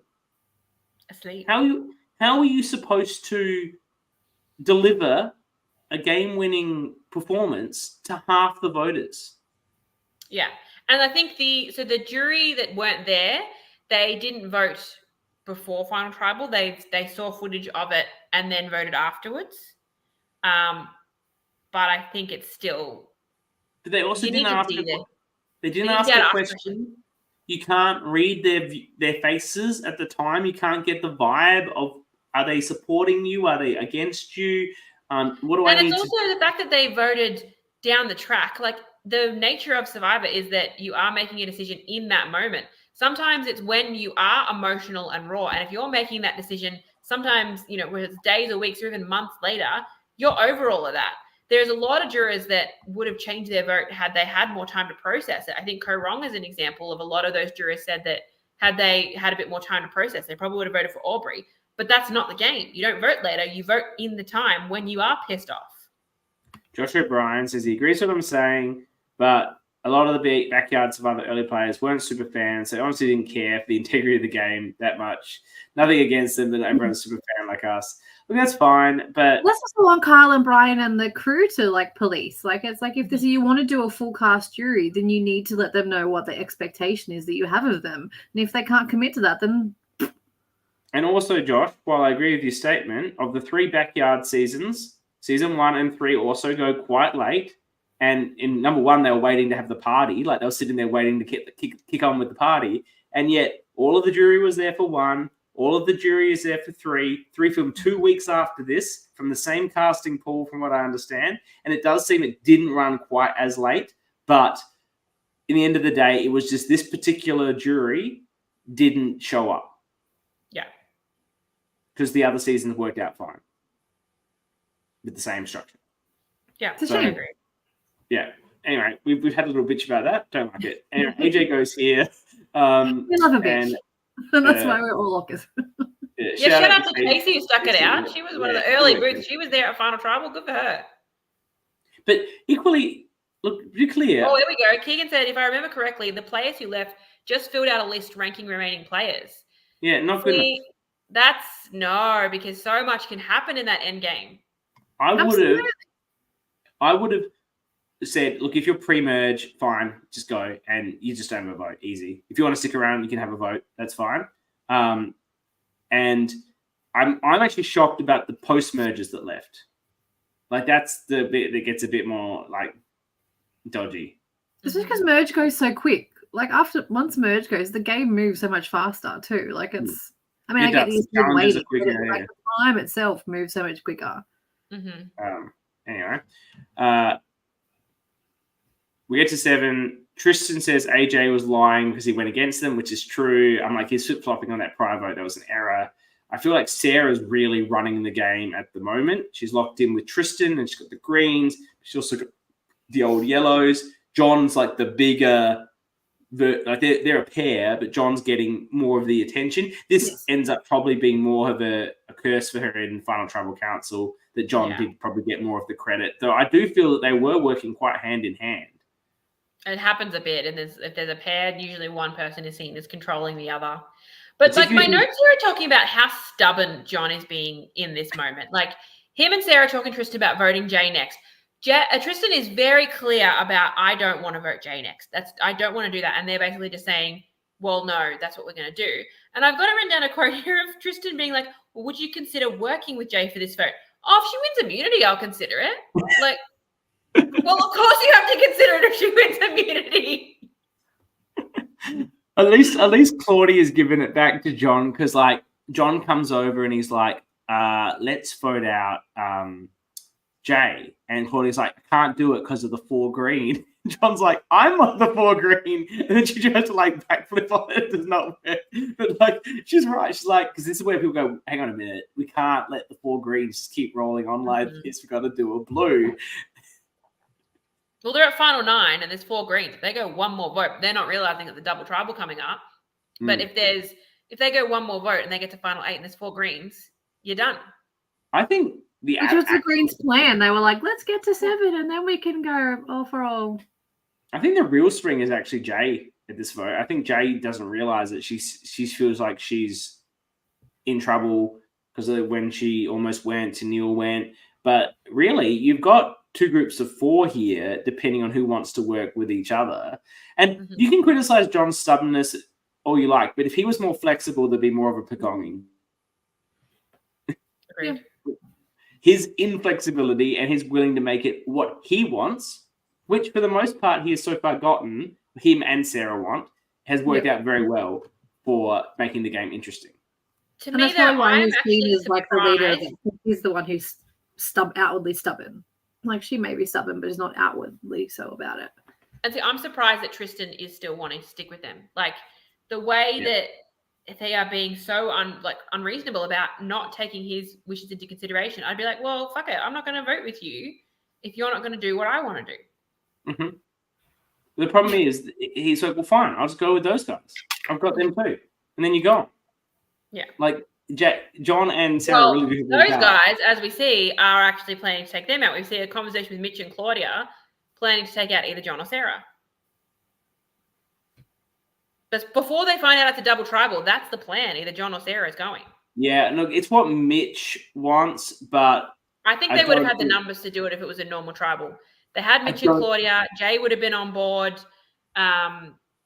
Keegan would have been on board. I don't know if Keegan and Stephen are on board with that at that point.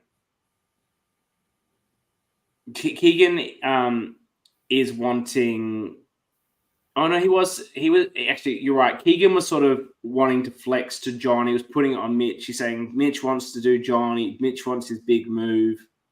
I guess we could do that. I think you're right. That may have been the move. Well, because when they're talking about it, so Mitch, Claudia, and Keegan are talking about it. John comes over and they say, "Oh, what do you think about if we vote Jess?" And he's immediately like, "Nah, not doing it." Yeah. So I think he's showing some inflexibility there. They're very aware of, oh, okay, it's 4 greens together. We need to take one of them out. Why not take out John? I think Mitch manages to convince Claudia that it's the right move. And Claudia, once you get an idea in Claudia's head, she's gone with it, right? Yeah. And but it's difficult to get her to get on your wavelength. But once you do, she's like, yeah, that's the plan now. And then she starts selling what you said as her plan. We've got to do John because, too many greens. And she says that to John. So if we get rid of John, there's too many greens. We're going to do a green. He's like, I'm a green. She's like, yeah. So I think Keegan and Stephen would just, they would appreciate when your tribe members, your alliance, Claudia, Mitch, who previously have been sort of happy to go with your play, suddenly like, we want this one, you got to go with it. And Nick Keegan says he would have been down for any green. Which is so right I think it makes sense, yeah. They get to the challenge. I don't know what this is a reference to, but I've got a note saying, Jess talking too much honesty. Girl, do you know what game you're playing? She's playing a honest game, green, blue, strong. Mm-hmm. And then again, I've got John saying a lot of I want to vote someone I haven't worked with. I would not be tolerating that. Well, I'd love to see you and John play together. That'd be fun. That would not go well for him. We get to the challenge, and to solidify their bromance, Keegan just gives the immunity to Stephen because Stephen says he sort of needs it. Sweet boys. And that's a smart play because Keegan in his other games has been labelled as a challenge threat. If he seems to be winning a lot of challenges. He so obviously gives it to Stephen. Like, he doesn't even, fake it. Yeah. He does a little oh, no, I dropped it. But it's probably good for him to not be seen as winning all these challenges. Mm-hmm. There is a bit of a discussion, and I don't know if it was the discussion, through the end, at the end game where, how many immunities did I win? That's going to be so relevant for, Yeah, there was a lot of discussion about that. Oh, this person's a threat because they've won 2 challenges. Who gives a shit? The only thing winning challenges makes you a threat is if I want to take them out down the road, I might not be able to. If someone won every challenge, I don't care. Someone could win every challenge, and I wouldn't vote for them for that reason. They'd have to have more going on. Yeah, it'd only be if that was a differentiator. You came to 2 people with 2 games that were basically the same, and one could say I won all the immunities, and you're kind of all right, well that's a little outplay portion. Yeah. So then we get to a twist, and I must say on the YouTube comments, the YouTube fans were not in favor of this twist. Look, you guys both are aware of where I'm going to stand on this. I hate it. I don't like if it's 2 people are going, you should have 2 votes. Did the minority vote? Did this get you voted out in a No. This has nothing to do with me. I think when you get to the end, you should be able to claim every single person on the jury, unless you weren't there for that tribal, if you've got pre-mergers, whatever. But you should have the opportunity to vote for every single person. With a twist like this, you don't have that opportunity. And it also makes, as they talked about, it means that usually if there's 2 groups, both groups will get someone. And it definitely helps the minority, which I'm always a fan of. But I don't like it from a gameplay perspective. I think if you're going to double tribals, there's a time and a place for them, but you need to have whether it's everyone has 2 votes in the same urn and you can vote for the same person. You can choose to vote for 2 different people. There's 2 different urns, whatever it might be. I'm a big fan of we vote one person out and then we vote another one out straight away. Go no talking, straight into another vote. But yes, that's my. I get what you're saying, and I'm. Do you recall? I feel like they did this in Melbourne 1. They did, and I hated it then too. Yeah, so this is where Kyle obviously learned it from. Was "Ooh, I'm gonna use this in my own season." But once again, it actually did bring out some good gameplay here. I'm about to say this once again on this season, and it's part of why it's so good. Every production decision, 4 tribes of 4. Oh, that's weird. Went great. The kidnapping of a person went great. Like every single thing they implemented went really, really well. Like even the mutiny where no one mutinied is like interesting and good to talk about because like what the fuck, right? So this ends up in this because there's not a clear majority and a minority. There is multiple groups who are all pretending they're actually all working with each other, and who knows who's working with what. It gets this really fascinating thing where Keegan comes up with, and this is actually an incredible move from him. Actually, like it's If he got to the end, you'd say, what was your best move? And you'd say this, and you'd probably win the game on it. He comes up with a 3-3-3 split working. He goes, oh, look, obviously I was with the yellows, but I don't have immunity. Him not having the immunity actually gives him the opportunity to do this because if he's sitting there with the necklace, like, it's like, fuck off, you're safe. We don't care about you. Yeah. Shit, right? And obviously everyone knows his besties with Steven, but Steven's immune, so he can't, like, be targeted. So he's like, I'm worried about myself. I'm going to come back to the blue-greens. We have 6, and we can do a 3-3. Then they vote for 3, and it's a draw, and then we can pick who goes because one of them isn't voting anymore. So we can 2 of them aren't voting anymore because we're going to put 3 votes on one of them, 3 votes on the other, and it means that our 2 targets will go. Yeah. The problem is the 3-3-3 split was proposed between 2 different groups. Correct, and they don't coordinate who's going to be voting for who well enough to like secure it. No, so again, this is where Inside the Urn helped because what happened was, so I've got it written down exactly how it happened. So there's in the middle we have the floaters in the middle are Keegan, John, and Sarah, and then Stephen, Mitch, and Claudia think they have those 3, and they're going to split between Jay and Tristan. Jess, Tristan, and Jay think they have those guys and are splitting between Mitch and Claudia. What happens is Keegan goes one way and John and Sarah go the other way, which is how we end up with this weird. But Keegan did this on purpose. Like 3, 3, he set 2, it up. 1. He set it up deliberately, then made it go one way and was happy to sacrifice Claudia to keep Mitch and also get rid of Tristan. Like that was Keegan's plan. Like he was never doing the 3-3-3. He was just getting them to fuck up the votes so he could get the outcome he wanted. It meant that he saved, he got to save Mitch, Jay. And Jay and Mitch. Claudia. Claudia's Steven's person and maybe Mitch's. Like that's not his closest alliance. It was an absolutely incredible, perfectly navigated move for Keegan to use all of his influence with everyone to make a strategy, a great strategy, and then immediately fuck it up on purpose to sacrifice people that do not matter to him. That's why it's so good. Look, it was very good gameplay. When the votes were coming out, I'm really glad that they put it up on the screen who had however many votes because I would have been so confused. Yeah. Yeah, so we get a 3-3-2-1. Yeah. So Keegan, I've got this my statement. This is the summarizer. Keegan sacrificed Claudia, who he doesn't really care about, to keep Mitch and remove Tristan. It leaves him with Mitch, Stephen, and Jay against Jess, Sarah, and John. Mm-hmm. What an outcome for him. Yeah. Like, Claudia was pretty... He's played it well, yeah. Yeah. And no one seemed to clock in the aftermath that it was him that did it. Like, they've all just thought, oh, someone didn't vote properly. Someone's accidentally stuffed this up. No. He did it. He did what he wanted. He knew exactly what he was doing. And in the fact that this is 1 a.m.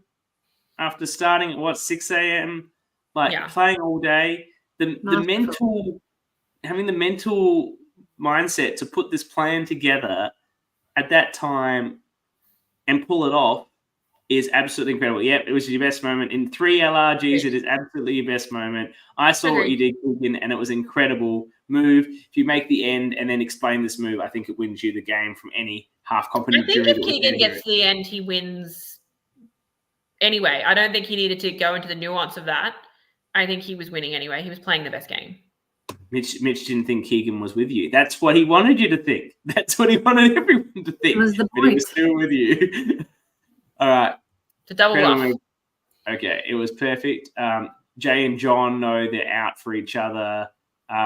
Jay notes that final seven is important. She wants to make a big move. Jess and Sarah are just lost. They don't know what happened. They have no idea what happened.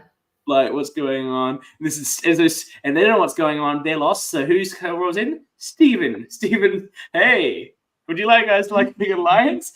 We don't bullshit you. Let's be together.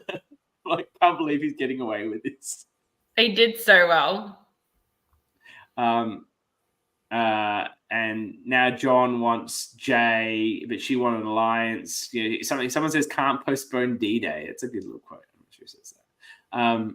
That I think that's probably John and his obsession with taking out Jay. And now Steven's making a new four with Jess, Jay, and Keegan, sort of like the bigger four players. That said, big threats need to come together. Oh, can I just say also on the prior one, no offense to Claudia and Tristan, but Claudia and Tristan going out there is so great because it leaves you with like 7 quite significant players. Like, you know, Tristan, I think, was a significant player, but yeah, Claudia. It's a bit under the radar, and it's 7 significant, and we end up getting to 5 big, which you never see. 5 big players. Depends where you rate Sarah. Like, I get the arguments about Sarah. I don't think she's a much. I'll be honest. At merge, I was like, "Who's that?" Yeah. Sarah and Claudia. I was like, "Who are they?" I'm not even sure. Sarah is not as much of a goat as Steven and Keegan keep saying that she is. I think it doesn't help from our perspective that we didn't see them go to tribal. She went to one tribal pre-merge, so that doesn't help because I'm like, who are you again? Like, and when she has when her alliance member is John, who's just so out in front of her. Of course, they see her as a goat because they don't see the nuance of their relationship the way that we get to see slightly. Like the infamous relationship between CK and Chloe. Like it's right. Like it's just so nuanced.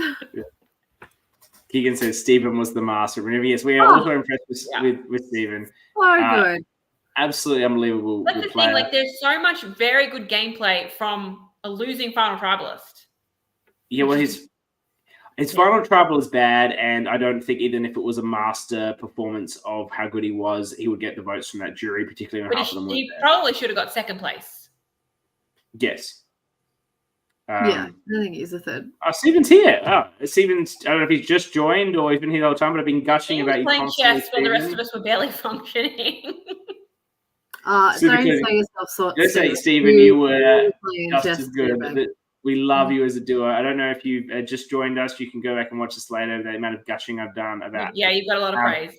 How great I think you were. But Dani and Jules also think you were fantastic. Fabulous. Okay, Keegan thinks his lies are catching up with him. They're not. Unbelievably. And now Steven is talking about turning on Mitch, and I'm like, I literally have no idea what Steve is actually planning on doing. Like, Jess thinks the blue idol hasn't been found. She's like the only one who's clocking this. She's thought Keegan might have had it, but surely he would have played it. Like, but she's the only one maybe. So okay, so this is the immunity is a quiz. They were all told to watch Backyard Season 1. John did not. Do we like that? It's very ORCA, I'll say that. Yeah. But I like that it wasn't just whoever gets the most questions right. If you get it wrong, you are out. Yeah. Now. And I love we get the little commentary from, we have Rosie and Amy like behind the cameras whispering about. So I was like, yes, I love it. It was a great moment. They didn't even know the answers sometimes. Well, how did you go on the quiz? Who was the winner? I would have been there with Keegan, and who else was in the last round? Mitch. Yeah, I think I would have been. I had every question right up until I got the last one wrong. Oh, so you got how many idols were played, or you got that wrong? I know I got that one right. Oh, so then you won immunity there. Because everyone else got that. Yeah, they all got that wrong. There you go. I would have won immunity. Yeah, I got that wrong actually as well, but I got the rest right. Who did you forget about? I don't know. There were so many idols. I was doing. I don't know if you paused it. I was trying to do it on the fly. I didn't pause it. Well, good for you. I'm brain addled from children now, so I can't process things as quickly. Talking about I just think about trivia. I don't know if anyone. This is a very quick side note or something random, but it's a podcast worth listening to. Stephen Fishback and Rob Siciliano did a podcast with Drew Beslow about his Drew Bastille about his Jeopardy run, and it was really fucking fantastic. Cool. It's a great little podcast about his Jeopardy run. Great to listen to. But Stephen talks about how, like, with kids, you know, the ability to process trivia questions quickly is gone. So yeah, I sort of I'll agree. just take your guys' word for it. Yeah.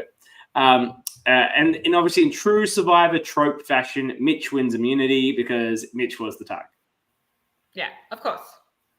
And Sarah and Keegan, they're thinking Jay. And John and Mitch also seem keen on it. And Stephen lies and says Sarah and John say Jay, which they actually did. Like he's now like spreading these lies around. Like now he's like he's taking the next level. He's saying blah blah was saying X, even if they weren't even saying it. He's just like playing. Yeah, he's making shit up. Yeah, and John goes 5-2 over Jay. And His John final words pissed me off. He was upset that Jess didn't tell him. That's the whole thing. She tells people who's going. Okay, that they'll go to. But then this is a direct quote from him. Jay is a great girl, but I never had the chance to work with her. You had plenty of chances, you just didn't want to. Okay? Don't say you didn't get a chance to. That was all you. You said no at every opportunity. Yeah. I'm a big Jay fan. I didn't even realize how much I loved her until this. And I was like, no. Jay's game it's really good. It's sort of like part of it is the edit, I feel, because the edit is very good in this season. They talk about her being an underdog, and she sort of is, but you never feel that way watching her, and you're sort of always rooting for her. I think, she had to save herself with the idol at the merge, and then her name is always at least discussed every single round. I was always rooting for her. Like, I was always like, I wanted Stephen to win or Keegan, but I still had this like soft spot for Jay just the whole time. Like the edit was holding me there with her. Did you guys get that? She was always in the mix. She was just always in the mix. She's the kind of player that I'm probably always going to be barracking for, but the edit definitely helped that. So Jay thinks that her and Jess are working well together. Jay doesn't like Sarah because Sarah keeps dropping her name, which is true. Stephen has been spreading it, even though he doesn't think it's true. And then Stephen, he's saying to Jay, he's like, Sarah, she's out to get you. And, she's like, oh, yeah. He's like, and she just voted for you. So, and then going to Sarah and she knows that you voted for her. So, he's just playing all these people. Yeah. He says that, he said in the comments that he wasn't, playing the chess. But honestly, the way he does get caught on it. He was the puppet master.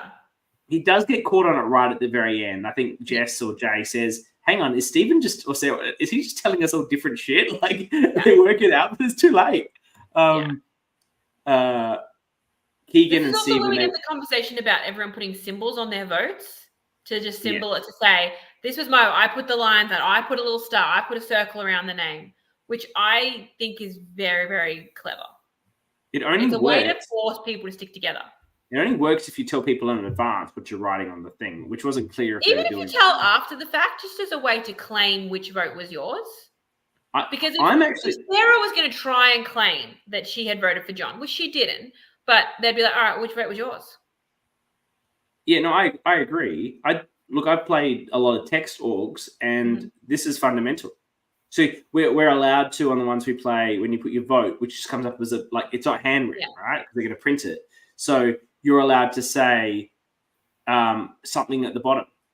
Yeah. Like a statement. I usually go with, mine was the one that wasn't read. Yeah. But you say, if you want to put how often that happens. I'm not voting for you. Yeah. I'm voting for this person, and my vote will say this. And so people know in advance whether you were genuine. I've then put that whatever you say you're going to put on your vote, I put that on on my vote as well, and put a different name. Yes, that is. People don't do it very much, but there's always the risk of that, particularly when people get in people are being obvious about their votes, they have like a style or whatever, you can copy their style, and that is perfectly allowed. It doesn't happen as much as you think. Okay, so Keegan and Stephen at this point are talking about doing Sarah next because they're worried that she's going to take one of their spots as a goat. I I don't think she's as much of a GOAT. We've talked about this, but I get why they think that. I think she is at this point the person who has done the least, but GOAT is overused. There's not a GOAT every single season, and there is no GOAT in this season, I think. Yeah, I think that the potential GOATs get weeded out. They went out early. And absolutely. And you end up with this very strong final 7 and this very strong final 5. And yes, I get Sarah is maybe the weakest story. At this point, yes. At this point, but she's not a GOAT. She's not a GOAT. She could, this exact game could win a number of different seasons. And for those that haven't watched me before, I am very happy to throw around the GOAT word about people. Like, I'm not doing that something nice to Sarah. Like, I'm quite happy to call people GOATs on this program. Either they're real people that I might interact with in real life. I'm not sugarcoating it. I just don't think Sarah's there. No, and for like the levels of GOAT that we have seen, she's not by any comparison. Yeah. To be fair now, to knock Sarah, she seems to think at this point that Mitch is the biggest threat. No offense to Mitch. Yeah, look, she doesn't have the best reads on the game. Is she maybe saying that there's other people that are big threats that are probably going to get taken out, and then he's might win out at the end? Is that what she's saying? He's a great social threat for the jury. Like, he's not unliked. Everybody likes him. He's like, if he was there at the end, he'd be hard to beat just based off the fact that he's so lovable. So I don't think he's definitely not the biggest threat. Sarah's happy to follow John's lead. Look, yes, but yes, I get it. I guess. Look, you're only trying to justify your great statements. Mitch won 2 immunities and had an idol played on him, and that's what she's classing as Mitch's winning moves at this stage. And to me, having an idol played on you, it can go either way. It can be like, you're a GOAT, you had to be saved by this person. Or it can be, you had a great social game, you convinced someone to play an idol on you. Yeah. So I think in a vacuum, it's hard to know which way that's going to go. I think in this case, it would work for Mitch. Yes. I don't think it would, because Stephen's the one that played the idol, and I don't think anyone's actually thinking that anyone convinced Stephen, like Stephen to get convinced to play his idol. I think Keegan gets the credit for it, but I don't think they would have played it as in like, I convinced Stephen to do this. As like, my social game was so great. Stephen and I were like, Stephen couldn't bear to lose. He was loyal to me. He did it off his own back because of like he was willing to give up an idol to make sure I stayed in the game. Correct. Yeah, but Stephen's either in the jury or on the final 3, and he's going to knock that back on both circumstances. I don't know. I think if Stephen's on the jury and not mad at Mitch, he potentially uses it as Mitch is my ally. Stephen is not giving credit to anyone for his amazing moves that were his moves, whether he's on the jury or not. Stephen, right in here. Would you have given credit? Yeah, there you go. As Mitch says, also the only pink left since like final 12 or something. That's but I don't see that as like a threat. Like he doesn't have the allies that everyone else has. You frame it in a certain way that I'm the underdog. I understand why she sees him as a threat, but he's definitely not the biggest threat standing. Yeah, that's right. I'm not knocking Mitch as a threat. He has that's not the best read to have him as the biggest threat to win. The biggest threat. Yeah, that's the wrong call to make there. Yeah, he has a case. He's not like dead in the water. He's not a GOAT by any means. He has a very compelling case. He's quite likable. I think he would speak well at the tribal council. Like, there are a lot of reasons, but this is a weird game, and it's what's great about it, where all these people have a decent case, that there isn't GOATs, that there are quality people with big moves that are still here. And like, Jess is not a moves person, but she's such a big character and a big personality that like she could win just based on that. Okay, so we get to the challenge. Want to vote for her. Yeah. She'd tell you to vote for her and you would. Yeah. She'd like, vote for me. And I think that's something that is very undervalued, is the ability to make it's an emotional decision. You have to want to vote for someone. If it's someone that's pissed you off, yeah, you might be emotional, but that's a valid reason to not vote for someone. Mm-hmm. But Jess just makes you like her. And it would just be, I want to give her my vote. Yeah. I've said it before. Until you've actually been on one of these juries, you don't know what you're going to do. Like, I voted for Chloe. In no logical circumstance would the person that went into that game, me, or the person that sits out of this game now, vote for Chloe if I was in like a normal mindset, but in the mindset of a John, like obviously, like who's just such a strong strategic player. But at the time, that's the vote that made sense to me because of everything, the pressure of the moment. It's a very different situation. And so, you're right that Jess is very likable. If you had a relationship with her during the game, she can pull out her honesty, trust thing. And I actually think that this jury would be into that. This jury would be into that. Yeah. Yeah. Look, we get to the immunity. Jess almost wins immunity here. People are struggling with the exclamation point, which is the tricky point, which is a bit tricky. Was it Jess that tried to put it in the middle of the word? Yes, you thought it was an I, like a lowercase I. Yeah. So Dani, you didn't see this one, did you? So they had letter tiles, but they had a letter on each side, and they had to make immunity with an exclamation mark, and she put the exclamation mark in. She had immunity. She had it for ages before Keegan got it, but she just couldn't figure out. She thought she had it wrong, and because it was so late, Stephen didn't even realize the tiles had 2 letters on them. Yeah. Okay. Oh, they were like. Yeah, back to he front. thought that he didn't. It was like halfway through the challenge. He's like, "Oh, there's other letters." Yeah. Yeah. Right. So, and she says, "I just didn't know how to spell it." That's what Jess says. Because she was well in front of Keegan, who won it at that point. So here it comes down to Mitch go. It's a 3-3 tie. Sarah, Mitch. I don't understand this one. Keegan turns on Mitch here. Yeah. This was like, is this the idol play for him?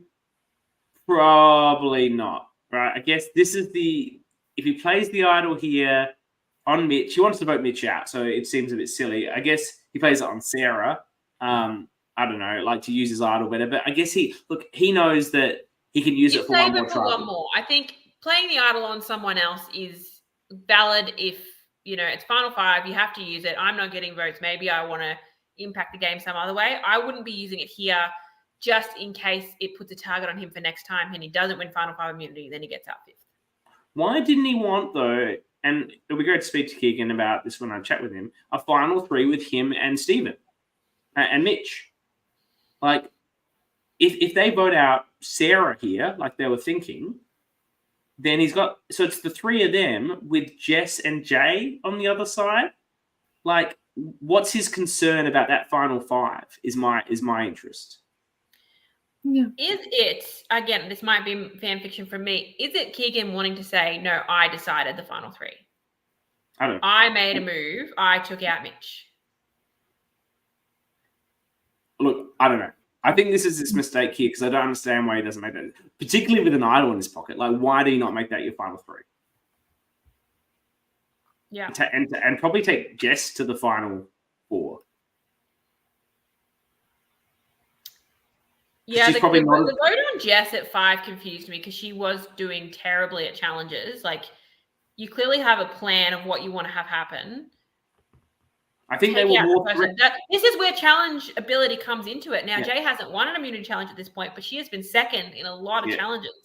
I think the issue is that the reason they do Jess there is because they're so worried about Jess. If she gets to the end, she's going to win, which we think is a strong possibility. So if Keegan were to go into the final 5 with Stephen and Mitch, then against Jess and Jay, then it's going to be, if you can take Jay out there, then you're bringing Jess. And is anyone bringing Jess over Keegan? Like, that's his risk. Who's going to take him, right? Yeah, I think that's a mistake he made. He didn't bring a bigger threat with him to final 4. And Jess was that person. Yeah. And she was right there. So I sort of don't get that move. Whether he plays his idol on Mitch or whatever, I just don't know why he turned on Mitch. And that's what we're going to think, because I think that's where the game fell apart. Yeah. And yeah. I think voting out Sarah would have been a correct move for him here. Yeah, he needed Jess at the final 4. And he would have won the immunity anyway. Let's get real. Like, Keegan wins if Jay's not there. We'll never know. Probably. But I think you're right. Okay.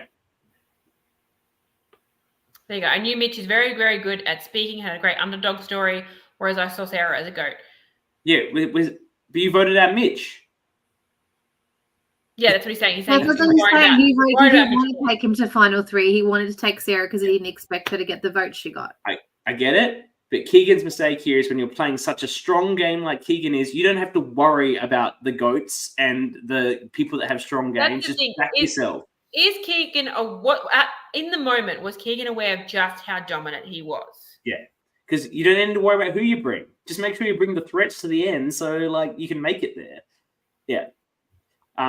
And I don't think Stephen had to worry. Like Stephen wanted to take out Sarah because he didn't want the GOATs to be there. Not that she's a GOAT, but he didn't want her there. That was the right thinking. That was what Keegan was thinking originally. Be switched. Okay, final 5. It's a fucking great final 5 though. Amazing final 5. Yeah, very. It was a great final 6 and a great final 7. But okay, Keegan agrees. Not taking Jess to the final 4 was a mistake. Yeah, there you go, Keegan. That's where you lost the game. It's not 3 a.m. for us, so Yes. we can make some more rational decisions. It is 11:30 though. and he's got the wrong mindset. He's like, I was gunning for Mitch. I'm glad he went, and now I want to do Jess because Sarah hasn't done anything. I'm like, no, Keegan, no. You need some shield. Yeah, he's not. He's already at final 3, thinking he's not thinking how do I get to final 3. Especially he knows he's fine at final 5 because he has the idol. He's got one more chance to play it. But he is the only person that can already be thinking about final 4. Correct. So everyone else needs to get there. So he needs to be thinking, okay, how do I get through final 4? How do I get myself to final tribal? Yeah, you have someone there that you can paint as, guys, we can't let Jess get to the end. She is going to win. Mm-hmm. Does he think that Stephen will go a 2-2 split here, like at 4? Is that what his hope is, that Stephen, their alliance holds true? I don't get the impression that Keegan ever thought Stephen was going to do, because he knows who he's made his bed with, and that's I'm just trying to outlay that thought. I'm just like, because he skips over thinking about final 4 and he's thinking about a final 3. He's not thinking about how do I get past 4 to 3. Mm-hmm. Yeah. Look, he said in the chat that he should have kept Jess.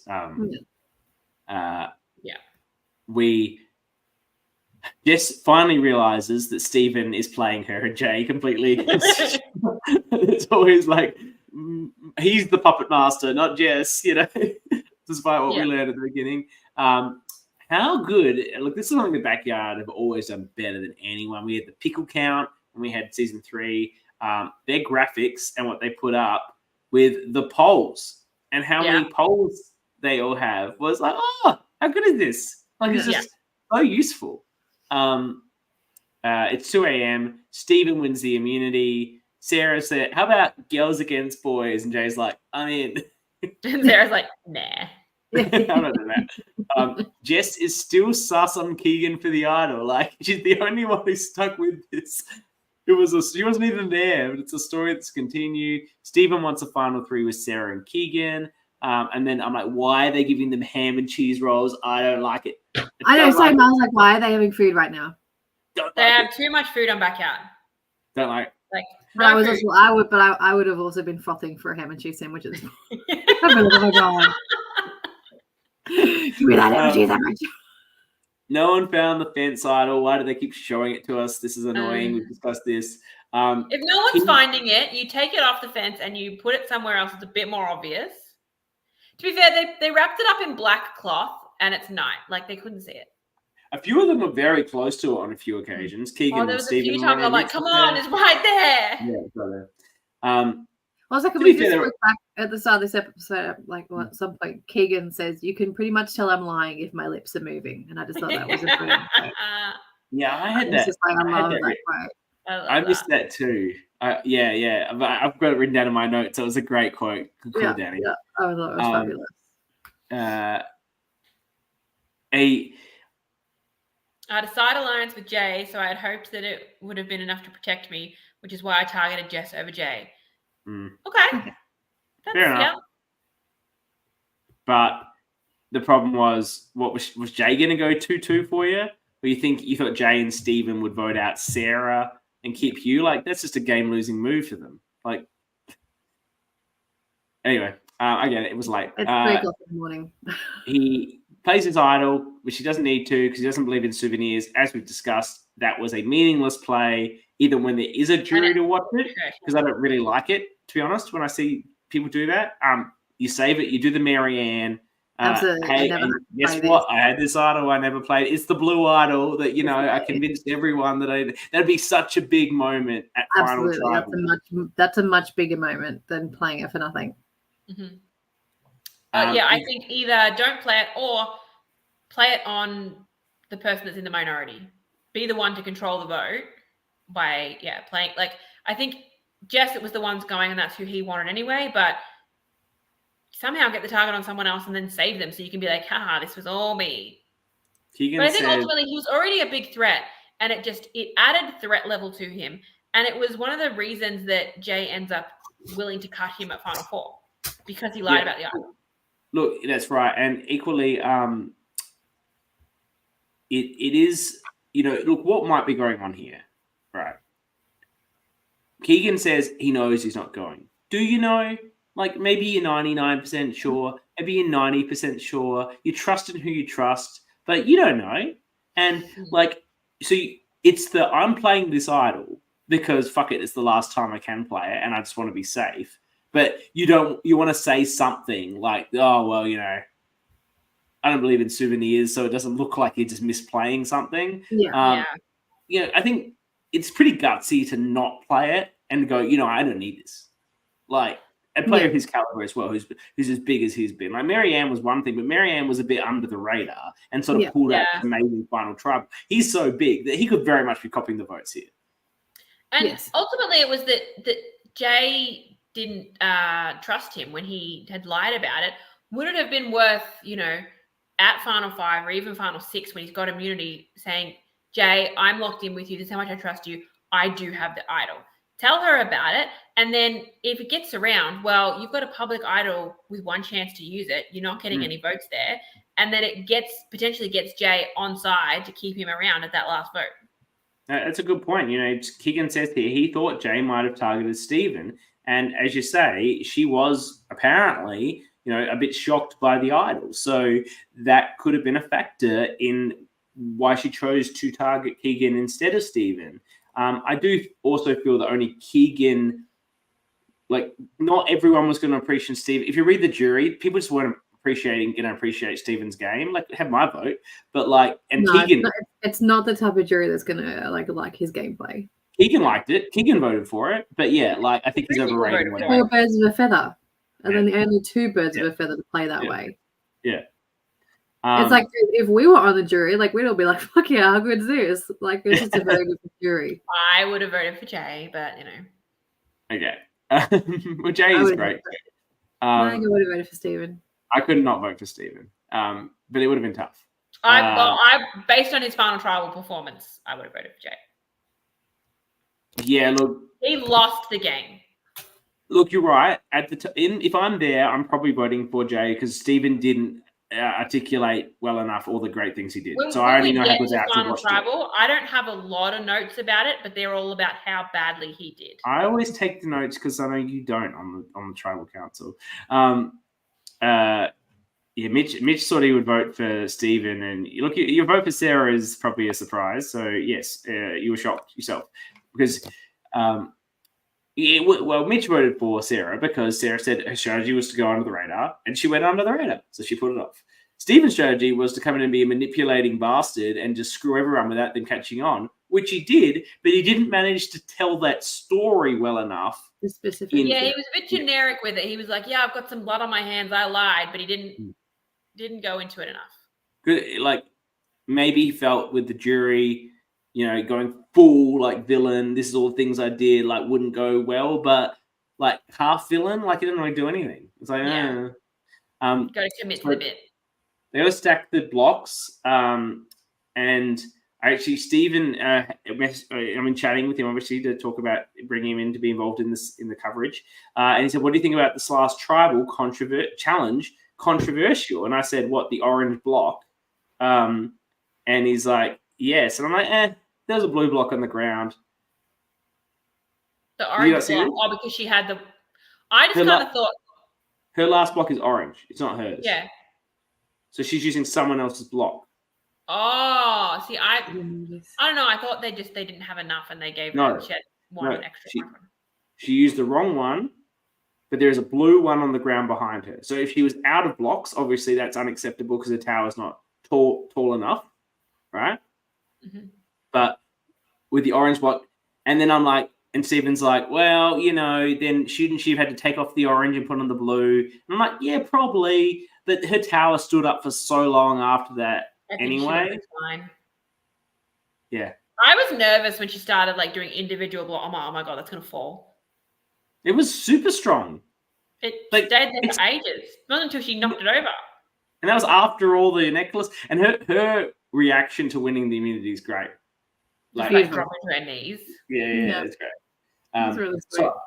So I don't have a lot of I don't feel the orange block's too much of a controversy. No.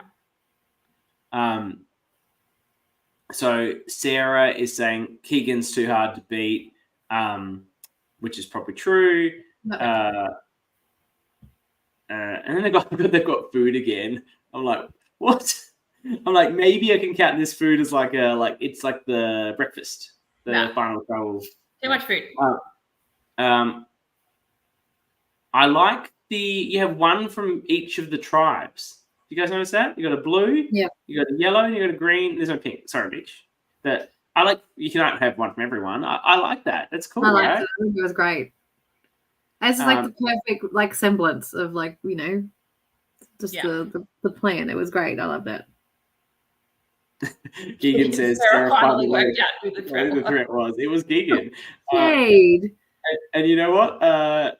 Stephen and Jay were like, yeah, it is. That's what we're You know what? We'll listen to you this time. And so off he goes. He wants that tiebreaker. And I'm like, Sarah gave a really weird answer at Tribal Council. I'm like, what is she doing? Is this some sort of fake out? Anyway, Keegan goes and it's he would have won. An angel. And then final tribal. Let's give some claps to the people that actually showed up. Yeah, I've written only 6 jurors, and Daniel's got a pole in his face, so I took me to be like, who's that? I can't. Move him. Can't see him in the camera. I thought that too. I was like, yeah. Daniel, Keegan, John, Jess, Mitch, Casey. Mad claps for Casey. Well done, Casey. A long time ago. Where is Tristan? Where is Tennille? Where is Claudia? Sleeping. Where is AJ? Sleeping. Unacceptable. Drunk. I didn't realize it was 3:30 a.m. until they put that time up. Yeah. But I'm not giving credit, but I've got notes in capitals. It's 3:30 a.m. What? Yeah, my notes about Stephen not doing a good job here is the things he's trying to take credit for, trying to take credit for Jay giving Keegan the heads up that he was going. Who cares? Yeah, and he's also very focused on his little ploy at the beginning with the fruit and the fake clue, which was a good little move. But he goes on about it. Move. When someone says, "What's your best move?" you talk about something post-merge. Absolutely. He could have talked about it a little bit, I've been doing it the whole game, right? But he gave this whole big story. It started back there from the beginning. Yeah, and then there was one point someone asked him about something, and I've written a quote. I didn't really have any power. Don't say that. No. I think someone had asked him, was there anything that you specifically controlled? He's like, no, I didn't have the power. I was just doing little things here and there. And I got what he was trying to say, but don't say you didn't have any power. There's some interesting stuff going on in the chat where Mitch is very passionately apologizing to Stephen for not voting for him. Claudia's mum had been waiting for her for hours. How old is Claudia? Why is her mum waiting? I don't know, because she'd asked her mum to pick her up. I don't know. In fact, I think Claudia was very young. I saw some pictures of Amy O'Neill's engagement party, or was it a birthday? I don't know. It was on Facebook, and there was a crowd of all the backyard people that were there. And I'm like, one of them I think was Claudia, and I'm like, is that Claudia? She looks like she's aged about 5 years, and it's gone from this was she a teenager? I don't know. And now it's just young 20s. Looks very different. There's been she has grown into a young woman, very much so from that period, sort of thing. I don't know. Could be completely wrong on this, but that's just, I'm like, is that her? Now I said the very nice moment ago when Mitch is apologizing to Stephen in the chat for not voting for him. It didn't matter, Mitch. Like, you just would have tied it up for second place. So don't feel too bad. No, it would have meant Stephen got second and Sarah got third because it was 6-4-3. Yeah, so it would have been 6-4-4. So it was 6-4-3. Yeah, the other way. Yeah. Sarah said she's going to play under the radar. I'm like, whatever. She tried to compare planned her game to Tyrone's, and I'm like, it's not the person. Like, I get that's the game you've played like, but don't third. Don't compare yourself to a 0 vote finalist. Was he wasn't 0. I can't remember how many. He was third. I remember that. He was third. Like, are you saying you should be third in this game, Sarah? Yes, you probably should be. No offense. Like why have you picked Tyrone? You're right. It was a weird compare. And personally, I actually don't have a lot of respect for people who go, this is the game I came in to play and this is what I did. Like, not to say I don't have respect for it. That's a bad choice. But, like, the game is all about flexibility and going with the game. You can come in with a game plan, but it might not be the right plan for you. It's the better play to adjust your game to what other people want to do.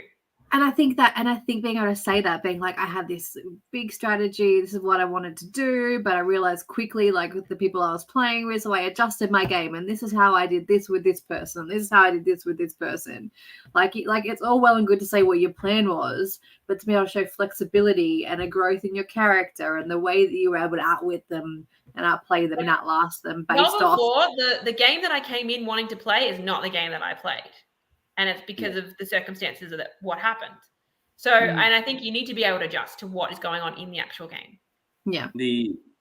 I felt we've gone to some of the questions, which was fun, but I think what Jay's opening was just very genuine and very strong. She says, she's just sort of saying, I'm so tired. And like, they're probably all feeling that. And she just connects immediately, breaks down the tension.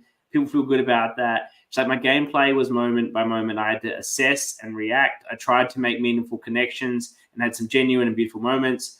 And then like she says, the others were amazing and you should consider them too. Like, I was like, I love that, but I hate it at the same time. Like, girlfriend, don't tell them to vote for other people. I think if you're the best person there, which he probably is, then like, why not? I don't know. That's a good read on the jury. On that jury, that's a great read for that jury. It was just a really genuine, Stephen felt like he was trying to say something like really good, and it didn't come off. Sarah sort of said nothing, and then Jay comes out like third with this really genuine, sort of heartfelt thing that seemed to it did align with her game. She's not trying to take credit for stuff she didn't. And then, in terms of some of the stuff that happened, I do like Jess says, Steve, and were you trying to play Jay and me off each other? He's like, absolutely. Yeah. But he probably could have given a bit more for everyone else. He needed to be a bit more humble about it. Yeah. He needed to be like, you know what? Yeah, I did. I saw you guys having this really tight bond. I was threatened by it, so I was trying to break it down. Like, not just being like, yeah, I'm a badass. Yeah. And then John had this thing about Jay, because she said in the morning that she didn't want to be there. It was some weird thing, and she's like, yeah, I want to be here. What the hell? It's like 3 a.m. Of course I want to be here. Was this? Casey was sort of on Jay about the girls thing. I guess like that was relevant to Casey because that's when she was in the game. The big leader was Jess, who coordinated Jess's vote. Stephen claims it, and they get into a real argument about who actually did it, which doesn't help Stephen. One of those things he could actually claim. And then Mitch tries to give, like Mitch in the chat here, I think he's mentioned this in the chat, he tried to give Stephen a layup and said, were you the mastermind? He says, you were the mastermind, you played as such, but you weren't barking orders. What power did you have? And you said, I didn't have power. And I'm like, but then he does say he would do the right thing at the right time. The best thing he said was he would plant a seed or a lie and then let it fester. And he did do that a lot, amazingly and really effectively. But that was given a few examples of that might have helped him, but he just he was very generic about it.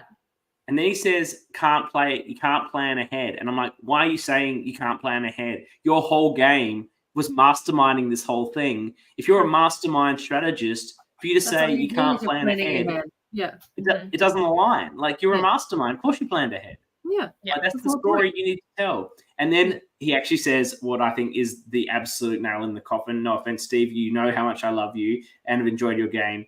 You decide to have some. Anyone got any final words? No, everyone can't be fucked. I've got some final words. Jury, I think that you need to make sure that you're voting for the person you want to represent this season. Yeah, no. That's not you. You've got a jury of people who are valuing honesty and being truthful, and you've talked about how big a villain you were.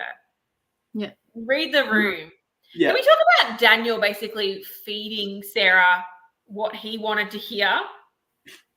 That's the orca energy in Daniel. He was just like, this is what I want you to say. Would it be fair to say that you did this? Like, just like, here you go. Repeat after me. Okay, good. That's the answer I'm looking for. Yeah, I wrote this for you. Read this out loud. Oh, yeah, no, you vote. This is how, as an orca, you make it about yourself. Look, he will not be my vote for Orca, but he's definitely a contender. He's a candidate. Stephen agrees that it was a nail in the coffin to say that. Maybe if it wasn't 3 a.m., he would have done a better job. Okay, so we have the votes, blah, blah, blah. Do we like the live review? It's the only second time we've had this since the great end of Melbourne 1, where they're doing the live vote reveal after the fact. It's been 6 months, I believe. 6 months. Again, I was like, 6 months to find a day when everyone was free. Well, they didn't have everyone. They had all the they did the final 3 and then a few. Yeah, I've got library. Still only 6 jurors, but different ones. Yeah, the only one who's at both is Jess. Yeah. Mitch and Keegan obviously didn't come back for it. Yeah, that's fair. Though they might have, because what they're about to do is what Backyard do that I understand. So I don't know.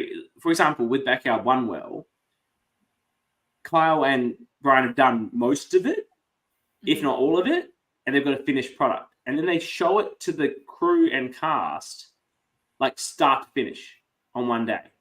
Mm-hmm. And then from that, they take notes and they maybe change a few things when they release the actual product. So that's not bad. That's why when Brian says, let's go watch it, that's what they're there for. It looks early in the morning and they're going to go and watch the whole show after that. That's the play. So you think you could have got more people there. Obviously, Mitch and Keegan didn't choose to fly back for that. But yeah, where are the rest of them? I do love the glow up. They all look fantastic. Yeah. I'm like, who is that person with beautiful hair? I'm like, oh, it's Tristan. And then I love everyone's going to glow up. They all look great, except for Kyle and Brian. Kyle's beard is super thick. Brian's got a beard too. And I reckon they've just spent, what's happened is they spent the last month like furiously editing this fucking thing, which is what they do. And I think that they were just like, they were editing beards right there. Yeah, 100%. 100%. Absolutely. That's what that was. Yeah. And I would love to know, and I'll ask Jay when I speak to her, did she know that she'd won? Like, did they tell them? Or did she just know from chatting with people? Would have known from the cast all talking. And at that point, like 6 months down the track, Yeah. People would have discussed, especially getting out of 13 jury votes, she got 6 of them. She would have had a fair idea. I'm still surprised with Sarah's votes. I think Stephen deserved more. I think some of those Sarah votes should have been on Jay. Well, there you go, Mitch says, I'm pretty sure we did a live reveal on the day. So as a repeat one, which I actually think more LRG should do. I like it. I like the switch, particularly if you're going to do a live reunion, which they didn't. But if you're going to do a live reunion, I love that. I hate they don't do it anymore in Real Survivor. I love it when they do it in LRGs. You reveal it on the day, sure, and then do like a glow up. It's great. Yeah, I suppose like a lot of LRGs have people traveling from interstate, so people aren't going to travel back for a live reveal unless they've won. You would, yes, but not everyone is able to do that. Yeah, fair enough. But all in all, is 3 hours our longest one? I don't know. Is it?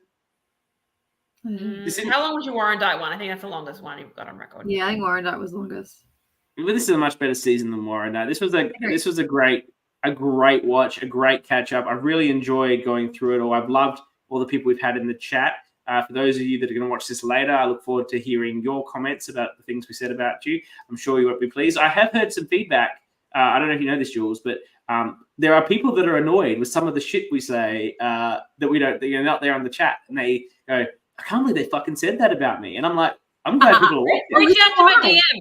Reach out to DM. Live. Like, log on and listen live. Log on, DM me. I'll happily have conversations with you. I will just say, nothing that I say is negative against the person themselves. I don't know you. I am commenting on the gameplay and the person that I see on my screen. I'm aware that's not the person that you are. Yeah.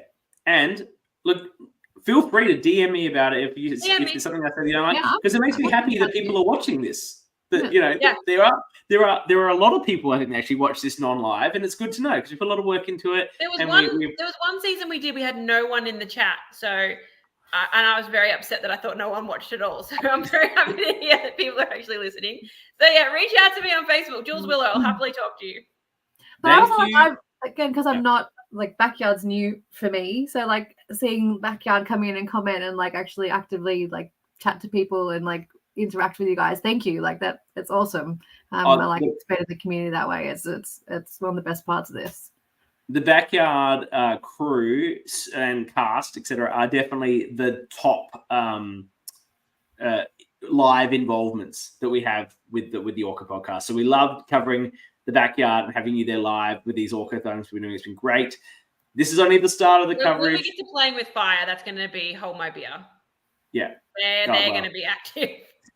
So this is the start of the coverage. As always, next week I will be having a deep dive with Jay. I think that's going to be fantastic. Then I'm doing the special episode. It will be a catch up with Keegan. He's played 3 times. We've watched him 3 times. He's the only person known, because in this 11, don't know what happens in the future, that has played 3 different LRGs. It would be great to get his advice. He's also crewed. He's such an integral member of the community. Really great to get his insights in the way he played this game so differently to his archetype and the way he's played before. We will then have the tea party, everyone's favorite thing, the thing to tune into. Joining Annabelle on the tea party for this season will be Stephen, because we can't have Stephen, John, and Jess. Oh, so much fun. How much fun will that be? I think there's a lot of people you could have had from this season, and it would have been a really fun one. So I think I would have enjoyed the tea party regardless.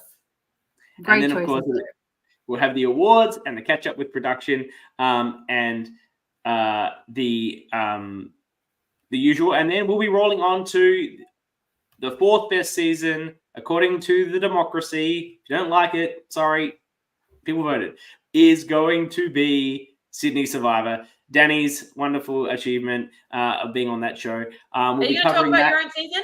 Of course I am. We'll have the inside lane on with Dani's comments as it goes as we watch it. Always self-serving. Come on now. Whether we do that after this, I don't know. You know, the whispers are coming. One Well might be coming out. Canberra might be coming out. They're starting to pop up. I would be shocked if we get to the end of this and there's not another LRG about to drop. Yeah, so that might put on pause. Where there's 2 ready to go, 3rd close.